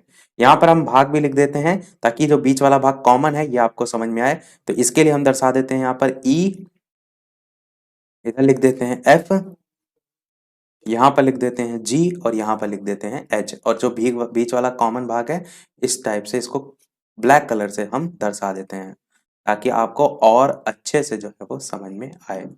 तो सबसे पहले इस प्रश्न को करेंगे तो हम क्या करेंगे, जो सड़क PQ दे रखी है बीच वाली जो है, जो बीचों बीच 5 मीटर चौड़ी सड़कें बनी उसको लेकर बात हो रही, क्योंकि उसी पर ही आपको बिछवाना है। तो बाहरी वाला हिस्से से कोई मतलब नहीं है जो आपके चार कोने पर है। तो आप लिखेंगे सड़क PQ का क्षेत्रफल, सड़क PQ जो है इसका क्षेत्रफल, तो इसका क्षेत्रफल क्या होगा 40 आपकी यहाँ पर दे रखी ना ऑलरेडी, ये वाली इसके लिए लंबाई हो जाएगी, और जो 5 मीटर है उसके लिए चौड़ाई हो जाएगी। तो लंबाई गुणे चौड़ाई के आधार पर ही आपका सूत्र होता है। तो आप क्या करेंगे 40 गुणे 5 लगाएंगे, और 4 5 जो होता है 20, यानी 200 वर्ग सेंटीमीटर, वर्ग मीटर है ना, सब मान मीटर में दे रखे हैं, तो वर्ग मीटर सड़क PQ का क्षेत्रफल निकल कर आएगा। सेम इसी तरीके से हम दूसरी वाली सड़क भी निकालेंगे, यानी कि सड़क RS का।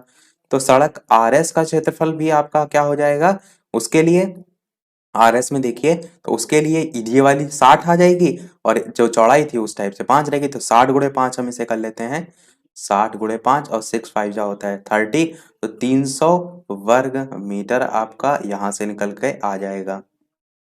अच्छा, इस चीज को समझ लीजिएगा कि ये 60 गुणे 5 आया कैसे है। ये पूरी जो बीच वाली सड़क 5 मीटर दे रखी है, अगर हम इसको अलग से आपको बना के दिखाएं तो आपको और अच्छा समझ में आएगा। इस टाइप से आपकी 5 मीटर बीच में है, 5 मीटर ये इसकी चौड़ाई है ना, कह रहा है प्रश्न में 5 मीटर चौड़ी सड़कें बनी हुई है, तो चौड़ाई दे रखी है, पर लंबाई तो इसकी ऊपर ही वाले के बराबर होगी। इसको अगर आप ऊपर और बढ़ाएंगे तो पूरा वो जो ऊपर वाली लंबाई दे रखी है, पूरी आयताकार भाग की लंबाई, वो तो 60 ही दे रखी है। तो इस जो बीच में चौड़ी सड़क बनाई है उसके लिए लंबाई तो वो 60 ही रहेगी, पर जो चौड़ाई है वो 5 हो जाएगी। सेम यही चीज हमारे जो खड़ी वाली यहाँ पर PQ दे रखी थी बीच में चौड़ी सड़क, उसके लिए भी हमने किया था कि उसके लिए जो लंबाई है वो तो 40 ही रहेगी, जो कि आपकी आयताकार बाग की चौड़ाई थी, और जो बाकी बचा हुआ जो बीच में सड़क बनाई जा रही है वो उसकी चौड़ाई हो जाएगी। तो यही हमने दोनों चीजें की हैं। अब हम क्या करेंगे, जो बीच वाला भाग देख रहे हैं ना EFGH, इसका जो है निकालेंगे क्षेत्रफल, क्योंकि जब इन दोनों का क्षेत्रफल आप निकाल रहे हैं तो बीच वाला ये कॉमन आ रहा है, मैंने स्टार्टिंग में इसीलिए समझा दिया था। तो E और FGH, इसका क्षेत्रफल अगर आप निकालेंगे तो इसके लिए लंबाई भी 5 है, चौड़ाई भी 5 है, ये भी 5 है, वो भी 5 है, दोनों ही 5 है। तो 5 गुणे 5 आपका 25 वर्ग मीटर हो जाएगा, या मीटर स्क्वायर कह लीजिए, वर्ग मीटर कह लीजिए, बात वही है। चलिए, वर्ग मीटर लिखा है तो वर्ग मीटर ही लिख देते हैं। अब सड़क का क्षेत्रफल निकालने के लिए मैंने क्या बताया कि दोनों के क्षेत्रफल से आप जो ये कॉमन वाला क्षेत्रफल है वो घटा दीजिए। तो यहां पर आप लिखेंगे सड़कों का कुल क्षेत्रफल, जो सड़क हैं उनका कुल क्षेत्रफल निकालने के लिए आप 200 300 जोड़ के उसमें से जो 25 कॉमन है भाग वो निकाल देंगे, मानी 25 घटा देंगे, 300 200 होगा 500, और 500 में 25 घटाएंगे तो 475 वर्ग मीटर जो है आपका ये सड़क का कुल क्षेत्रफल आ जाएगा।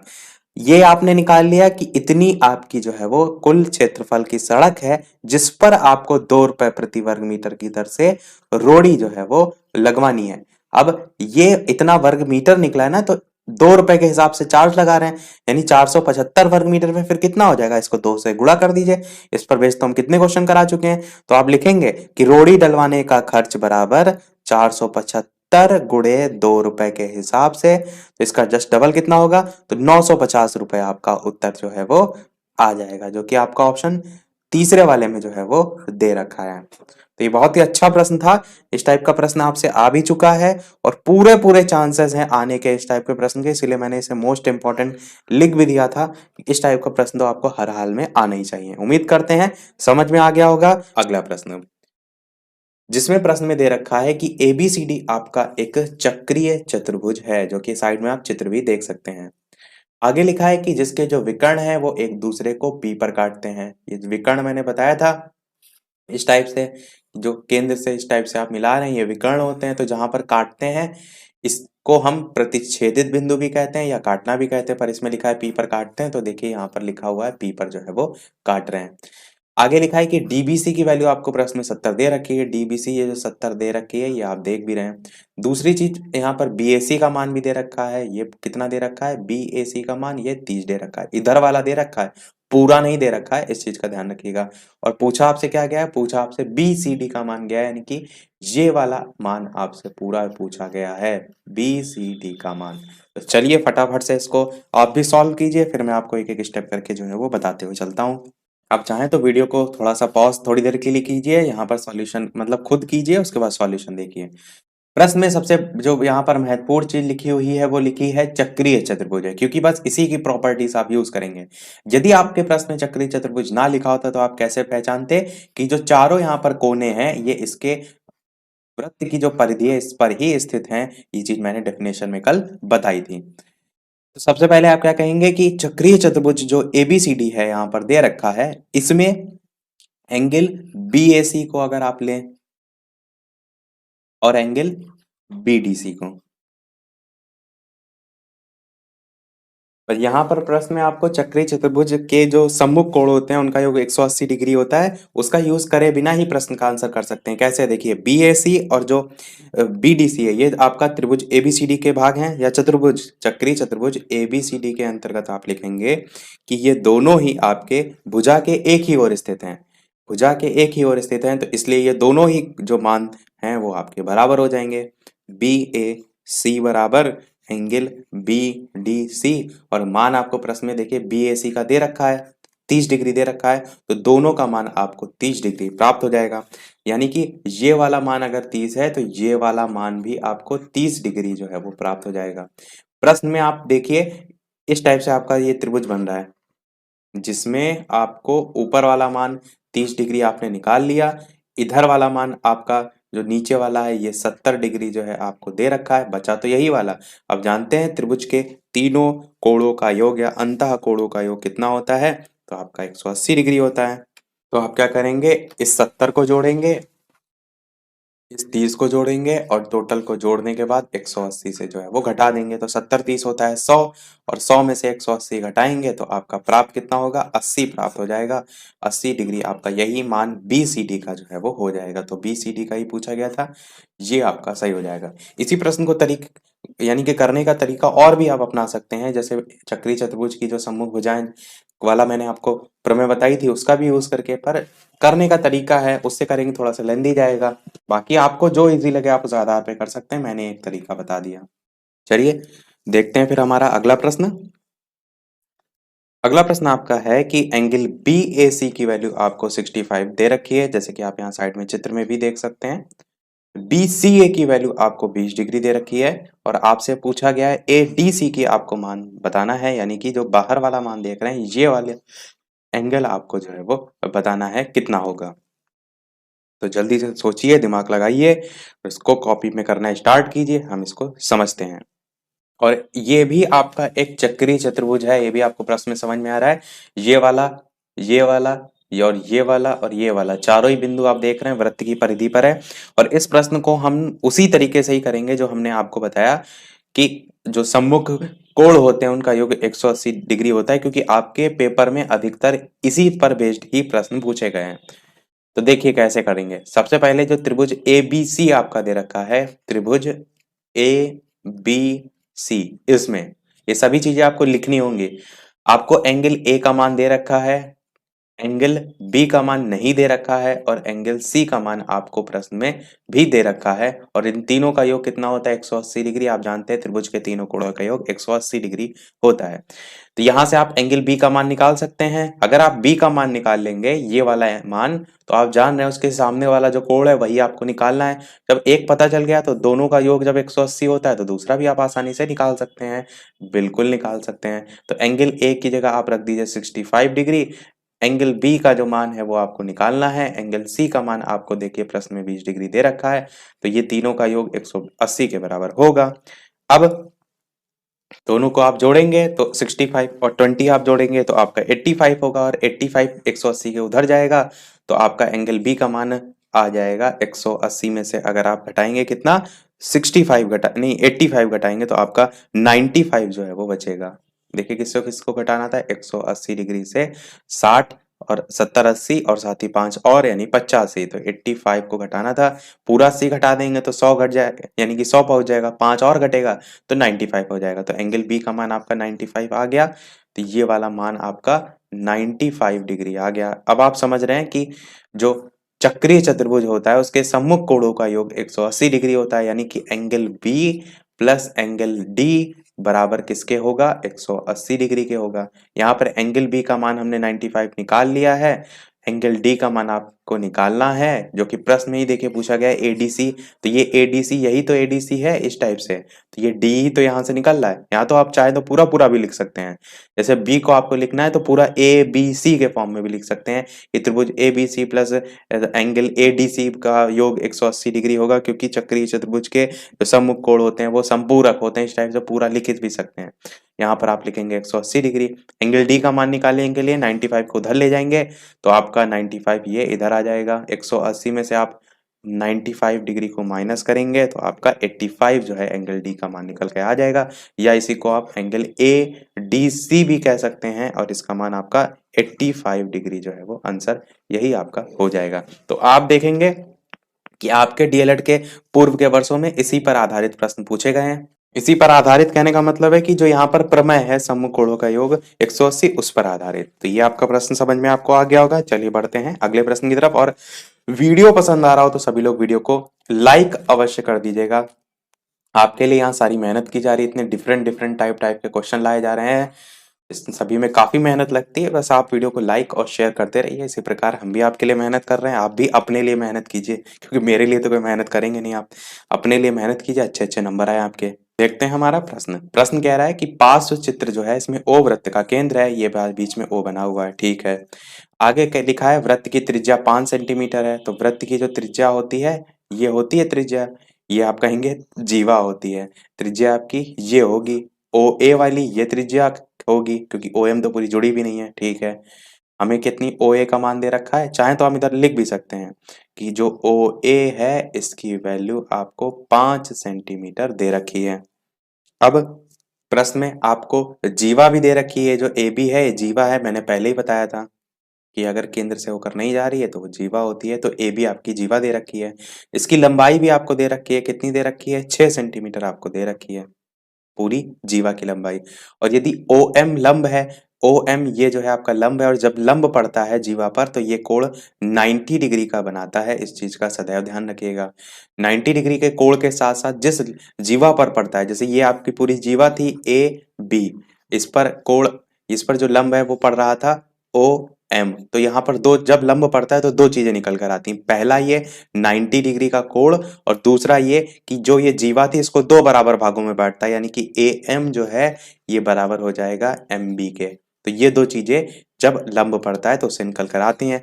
क्योंकि जीवा की लंबाई आपको प्रश्न में दे रखी थी 6, तो जीवा की जो आधी होगी वो क्या होगी 3 होगी, तो ए एम जो है इसकी वैल्यू 3 सेंटीमीटर हो जाएगी, और जो एम बी है इसकी वैल्यू भी 3 सेंटीमीटर हो जाएगी।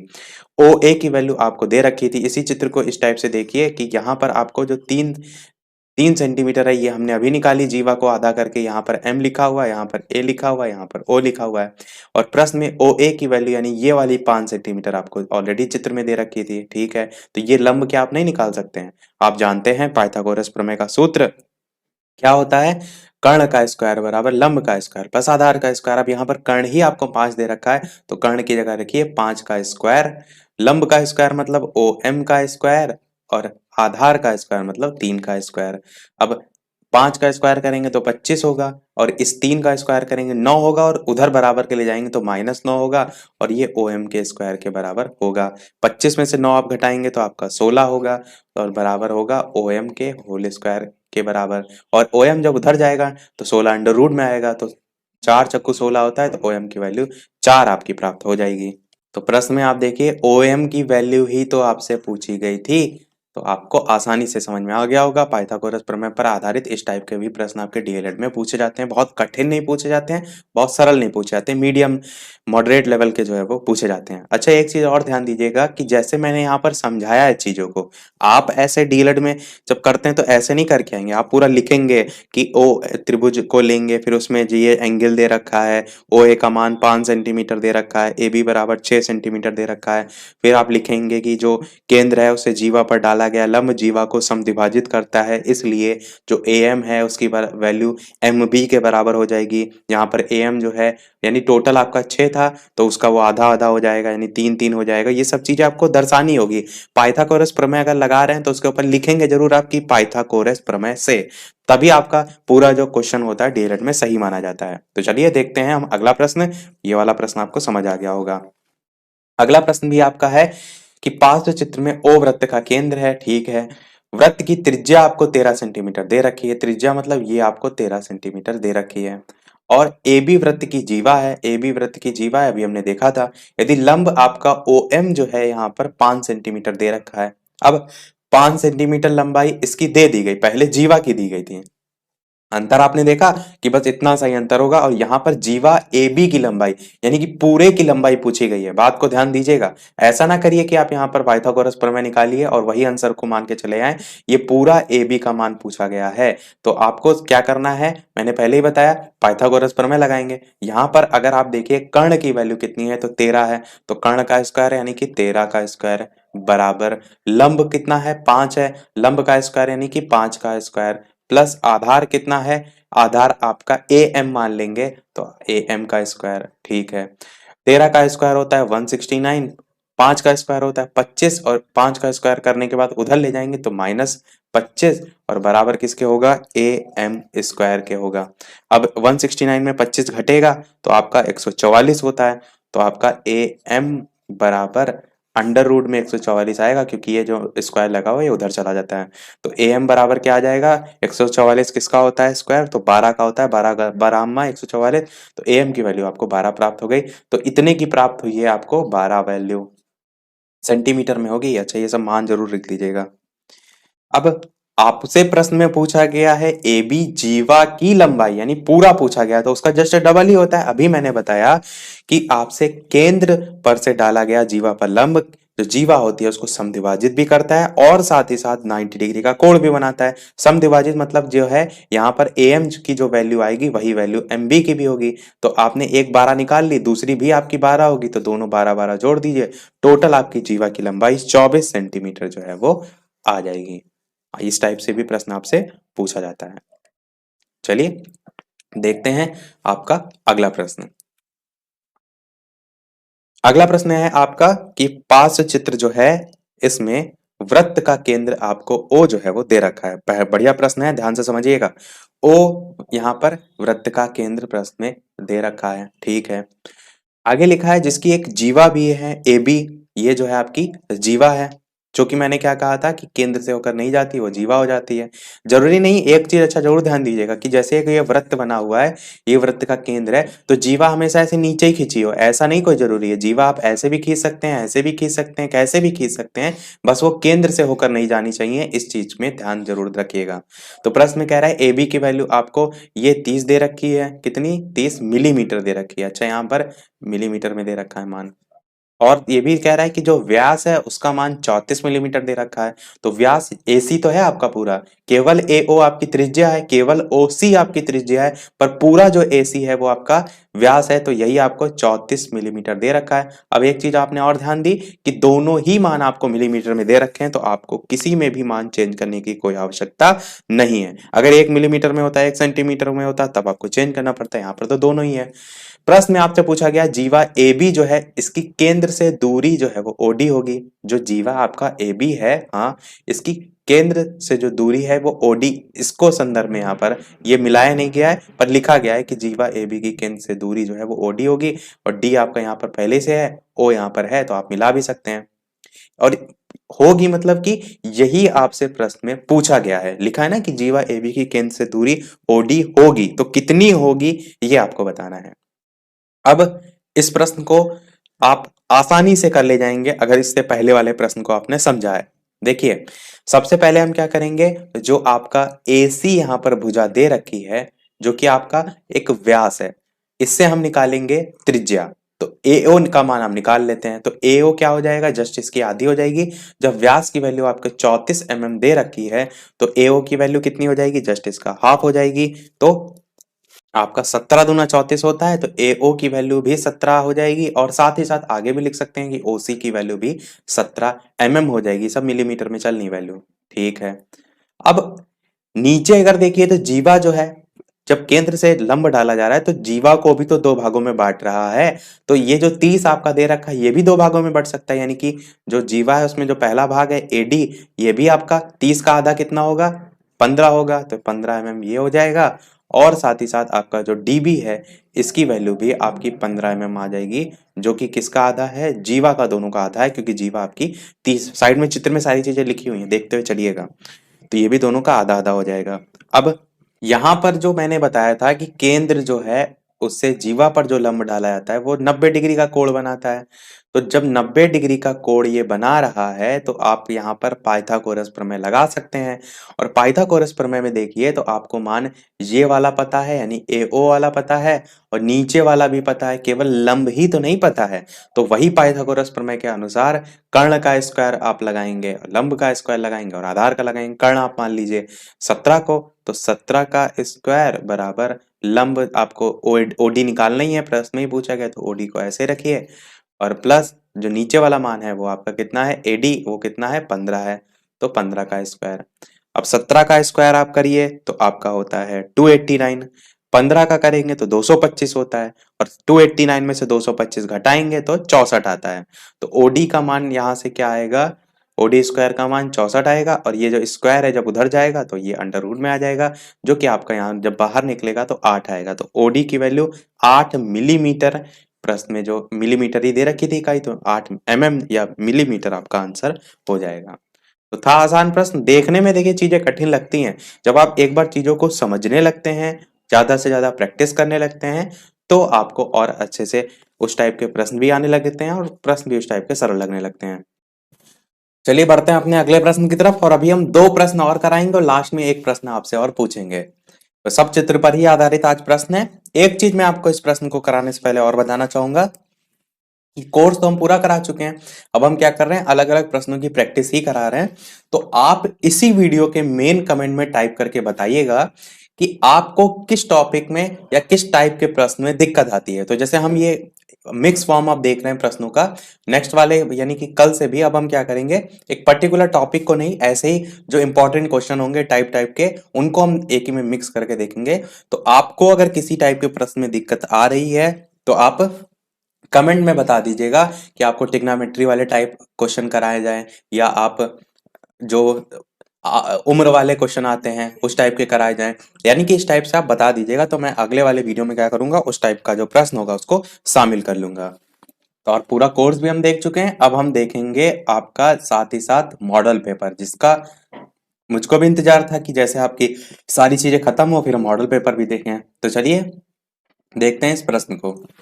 पार्श्व चित्र में ओ वृत्त का केंद्र है, ओ आपका सेंटर में देख रहे हैं, वृत्त का केंद्र है, ठीक है। त्रिज्या ओ ए का मान 5 सेंटीमीटर दे रखा है, ओ ए जो है ये आपका 5 सेंटीमीटर जो है वो दे रखा है।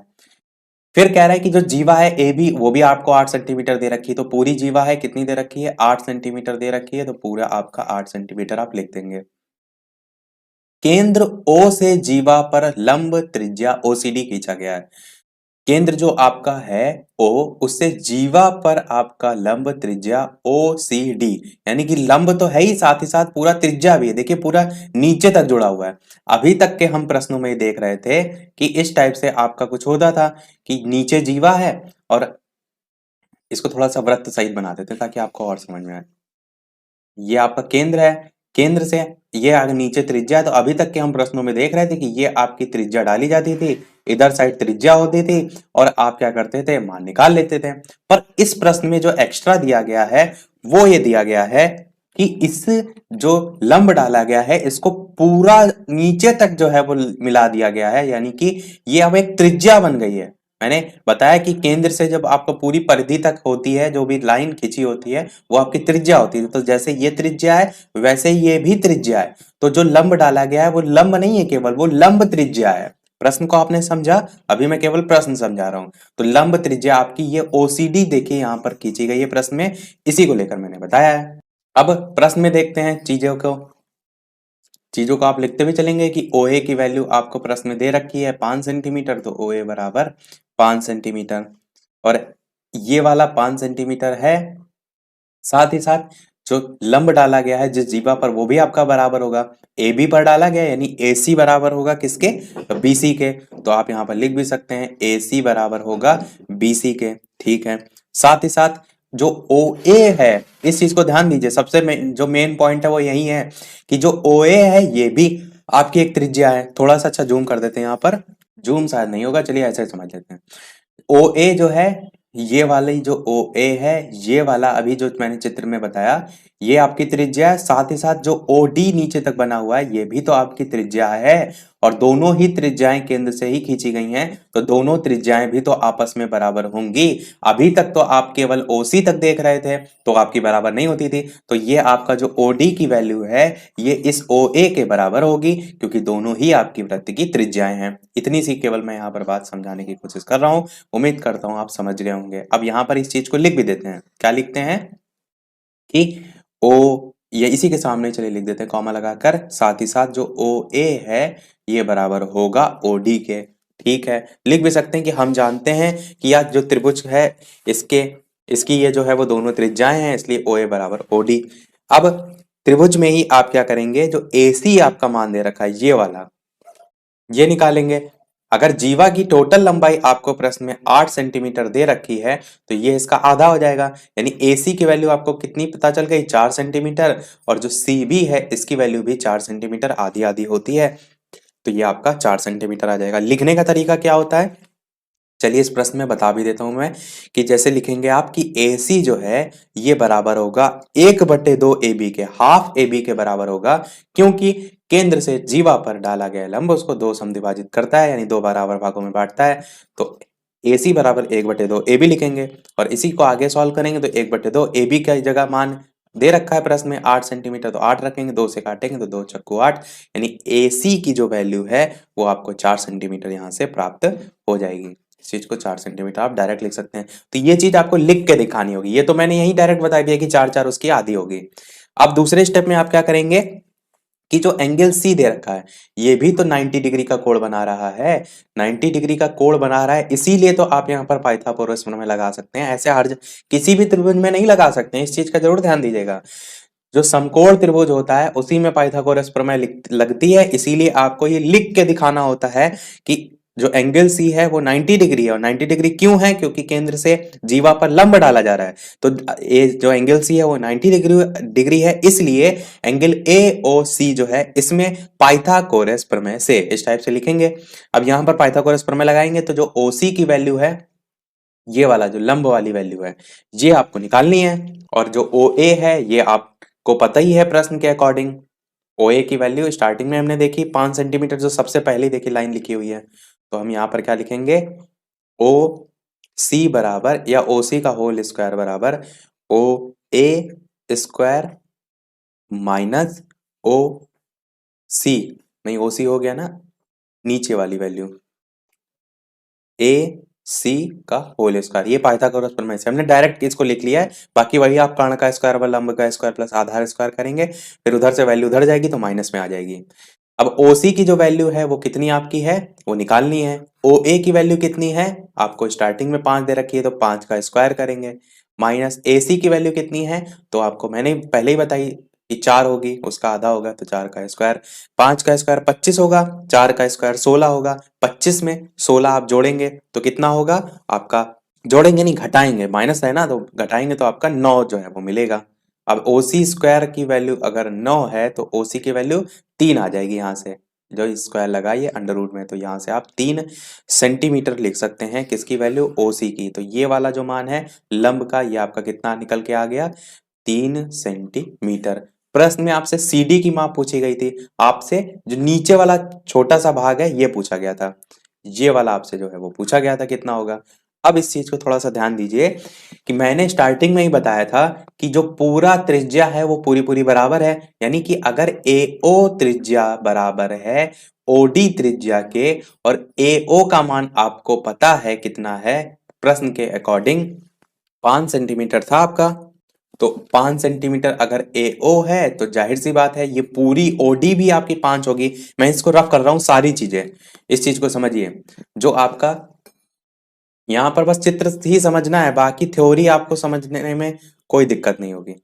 इस टाइप से आपसे चित्र बना हुआ है, ये ए लिखा हुआ है, ये बी लिखा हुआ है, ये डी लिखा हुआ है, ये ओ लिखा हुआ है और ये सी लिखा हुआ है। हमें पता है कि जो एओ है ये आपकी एक त्रिज्या है, हमें पता है कि जो ओडी है ये आपकी एक त्रिज्या है, और ये भी हमें पता है कि दोनों त्रिज्याएं आपस में बराबर हैं। ठीक है, तो अगर हमें एओ की वैल्यू पता है ऑलरेडी, ओ ए की वैल्यू प्रश्न में 5 दे रखी थी, तो जाहिर सी बात है कि इसकी वैल्यू यानी कि पूरी ओडी की वैल्यू भी 5 सेंटीमीटर ही होगी। इतनी बात आपको समझ में आ गई। हमने पाइथागोरस प्रमेय से इस ओसी की वैल्यू निकाल ली, कलर चेंज कर देते हैं। हमने क्या किया, जो ओसी की वैल्यू है वो पाइथागोरस प्रमेय से निकाल ली। वो कितनी निकली थी आपकी, 3 सेंटीमीटर, तो 3 सेंटीमीटर आपकी इतने की वैल्यू है। और जब आपको पूरे की 5 पता है, इतने की 3 पता है, तो क्या आप सीडी की वैल्यू नहीं निकाल सकते हैं, जाहिर सी बात है। टोटल में से इतने को घटा दीजिए, तो 5 में से 3 घटाएंगे तो 2 सेंटीमीटर आपका बचेगा। यही आपकी वैल्यू ओसीडी जो है, ओसीडी नहीं, हाँ ओसीडी पूछा गया है, सीडी का पूछा गया है, तो ये आपका इधर बना लिखा हुआ है। यही वैल्यू जो है वो सीडी की माप जो है वो हो जाएगी। यही तो लिखा हुआ है, ये देखिए यहाँ सी लिखा हुआ था, यहाँ पर डी लिखा हुआ था, यही आपका 2 सेंटीमीटर आंसर हो जाएगा। प्रश्न देखिए सरल था, पर मेन यहाँ पर मोटिव था चित्र को, कि कैसे आपको चीजों को समझना है, और सारी चीजें सबको समझ में आनी चाहिए। ऐसा नहीं कि 2 लोग को आ रही हैं, जितने लोग देख रहे हैं सबको चीजें समझ में आ रही है। इस चीज को लेकर मैंने इतना डिटेल में समझाने का प्रयास किया। चित्र में ओ वृत्त का केंद्र है, ठीक है। फिर ये जो वृत्त है इसकी 3 जीवाएं भी हैं, कौन कौन सी, एक ए बी जीवा है, एक पी क्यू जीवा है और एक सी डी जीवा है। मैंने क्या कहा था कि वृत्त के केंद्र से नहीं होकर जानी चाहिए, आप कितनी भी जीवाएं खींचेंगे तो इस टाइप से खींच सकते हैं। तो ये आपकी 3 जो है यहाँ पर जीवा दे रखी हैं। ये भी लिखा हुआ है कि जो ए बी है इसकी वैल्यू पी क्यू के बराबर है, इसी की वैल्यू सी डी के बराबर है, यानी कि जो तीनों जीवाएं हैं ये भी आपके आपस में बराबर हैं। ठीक है, आगे कह रहा है कि यदि ए ओ बी, ये एक एंगल दे रखा है आपको 65 डिग्री, तो आपसे पी ओ क्यू वाला ये वाला एंगल पूछा गया है, साथ ही सी ओ डी ये वाला एंगल भी पूछा गया है। अब आप देखेंगे प्रश्न को, कहेंगे अरे इसमें क्या पूछ लिया गया, इतना कठिन है, तो ऐसा कुछ नहीं है, चीजों को आप ध्यान से समझिए, एकदम हलवा क्वेश्चन है। 2 लाइन में आप कर सकते हैं इस क्वेश्चन को, कैसे, ए बी की वैल्यू, पी क्यू की वैल्यू, सी डी की वैल्यू, तीनों बराबर हैं, बिल्कुल बराबर हैं, तो इसके आधार पर जो कोण बनाया गया है ये भी तीनों में बराबर होंगे, यानी कि आप क्या कहेंगे, पीओ क्यू की वैल्यू भी आपकी 65 ही होगी, और साथ ही साथ सीओडी की वैल्यू भी 65 ही होगी। 65 ही डिग्री दोनों का आंसर आ जाएगा। मैंने क्या कहा था, एक लाइन में आप इस क्वेश्चन को कर सकते हैं, देखने में इतना कठिन लग रहा था। अब देखिए किस प्रमेय पर होगा, उस प्रमेय को याद कर लीजिए। तो प्रमेय आपकी क्या होती है कि वृत्त की समान जीवाएं केंद्र पर समान कोण अंतरित करती हैं। बस इतने से अगर आप पॉइंट को याद करे बैठे हैं, तुरंत आप इस प्रश्न को कर लेंगे। और इस प्रश्न को क्या, यही आपकी प्रॉपर्टीज बहुत से प्रश्नों में भी यूज होती है, इसको याद रखिएगा। और लिखना जरूरी होगा अगर इस टाइप का प्रश्न आएगा कि चूंकि ऐसा है इसलिए ए बी बराबर पी क्यू बराबर सी डी, जो कि प्रश्न में ही दे रखा है, इसलिए जो एंगल ए ओ बी है ये बराबर हो जाएगा इसके और यही बराबर हो जाएगा इसके, तो ये भी 65 डिग्री होगा और ये भी 65 डिग्री होगा। और प्रश्न में यही दोनों चीजें आपसे पूछी गई थी। तो है आसान प्रश्न। कभी भी किसी प्रश्न को देखकर घबराना नहीं है आपको कि अरे इतना कठिन पूछ लिया गया, उसको हम छुएंगे ही नहीं, ये गलती आप करते हैं। बहुत से सरल प्रश्न होते हैं, आप दूर से ही पहले से एजम्पशन बना लेते हैं कि नहीं ये तो कठिन ही होगा। तो ऐसा नहीं करना है आपको, उसमें दिमाग लगाने की क्या क्या चीजें दे रखी हैं, आपने क्या पढ़ा है उसमें क्या क्या चीजें दे रखी हैं, उसके आधार पर हम किस नतीजे तक पहुंच सकते हैं, कोशिश कीजिए। और ये भी नहीं है कि क्वेश्चन नहीं भी आ रहा है तब भी उसे हम जुटे पड़े हैं, तो वो भी समय नहीं व्यस्त करना है। मैथ में बहुत से लोगों का पेपर ही छूट जाता है, वो क्या करते हैं, 4 क्वेश्चन स्टार्टिंग है जैसे उन्होंने पढ़ लिया है, एलसीएम निकालना उन्होंने सीख लिया है, तो एलसीएम ही निकालते रह जाते हैं, आधा घंटा बीत जाता है, 1 घंटे का पेपर होता है। तो ऐसी भी गलती नहीं करनी है, समय का भी ध्यान रखना है और इस प्रकार के सरल प्रश्नों को छोड़ना भी नहीं है। तो सभी प्रकार के प्रश्नों को हमने देख लिया है। उम्मीद करते हैं प्रश्न आपको एग्जाम में हेल्प करेंगे। मैथ में मैं स्टार्टिंग से कह रहा हूँ कि एक दिन में मैथ नहीं आती है, जितना ज्यादा आप प्रैक्टिस करेंगे उतनी आपको मैथ आएगी। वीडियो को समाप्त करने से पहले एक प्रश्न हम आपसे भी पूछते हैं, पर उस प्रश्न को देखने से पहले वीडियो भी तक आपने लाइक ना किया और सभी लोग वीडियो को लाइक भी करते रहिएगा। चैनल पर नए हो सब्सक्राइब करके जुड़ जाइएगा और टेलीग्राम चैनल से जो भी ना जुड़े हो लिंक आपको डिस्क्रिप्शन में मिल जाएगी। बालाजी स्टडी अड्डा सर्च करके भी टेलीग्राम चैनल से जुड़ सकते हैं। एक चीज मैं और आपको यहाँ पर बता दूं कि टेलीग्राम चैनल पर मैंने सारी लिंक आपको पेपर भेजने की दे दी है। जैसे आपका पेपर हो जाए आप पेपर भेज दीजिएगा ताकि जल्द से जल्द उसका सॉल्यूशन जो है वो कराया जा सके। तो ये है आपका इस वीडियो का प्रश्न, जिसको आपको सॉल्व करना है। मेन कमेंट में आंसर बताना है कि एक रोलर का व्यास 70 सेंटीमीटर है और लंबाई 2 मीटर है, तो आपको बताना है कि 50 चक्कर में रोलर कितने वर्ग मीटर चलेगा। ऑप्शन आपके पेपर में नहीं आते हैं, पर मैं ऑप्शन आपके ऐसे सहूलियत के लिए दे रहा हूँ, तो इनको ऑप्शन के अकॉर्डिंग आपको आंसर बताना है। पहला ऑप्शन है 550, दूसरा है 220, तीसरा है 140 और चौथा है इनमें से कोई नहीं। और ये सभी जो ऑप्शन है आपके मीटर स्क्वायर में है, मैंने लिखा नहीं है पर ये आपका अंडरस्टूड है, मीटर स्क्वायर में है। तो इन चारों ऑप्शन में से कौन सा सही होगा, अपना आंसर वीडियो के मेन कमेंट में टाइप करके बताइएगा। कल के तीनों पेपर के लिए सभी को ढेर सारी शुभकामनाएं, अच्छे से अच्छा पेपर जो है वो करके आइएगा। तो आज के वीडियो में इतने रखते हैं, मिलते हैं अगले वीडियो में कुछ नए प्रश्नों के साथ, नए टॉपिक के साथ। तब तक के लिए नमस्कार, जय।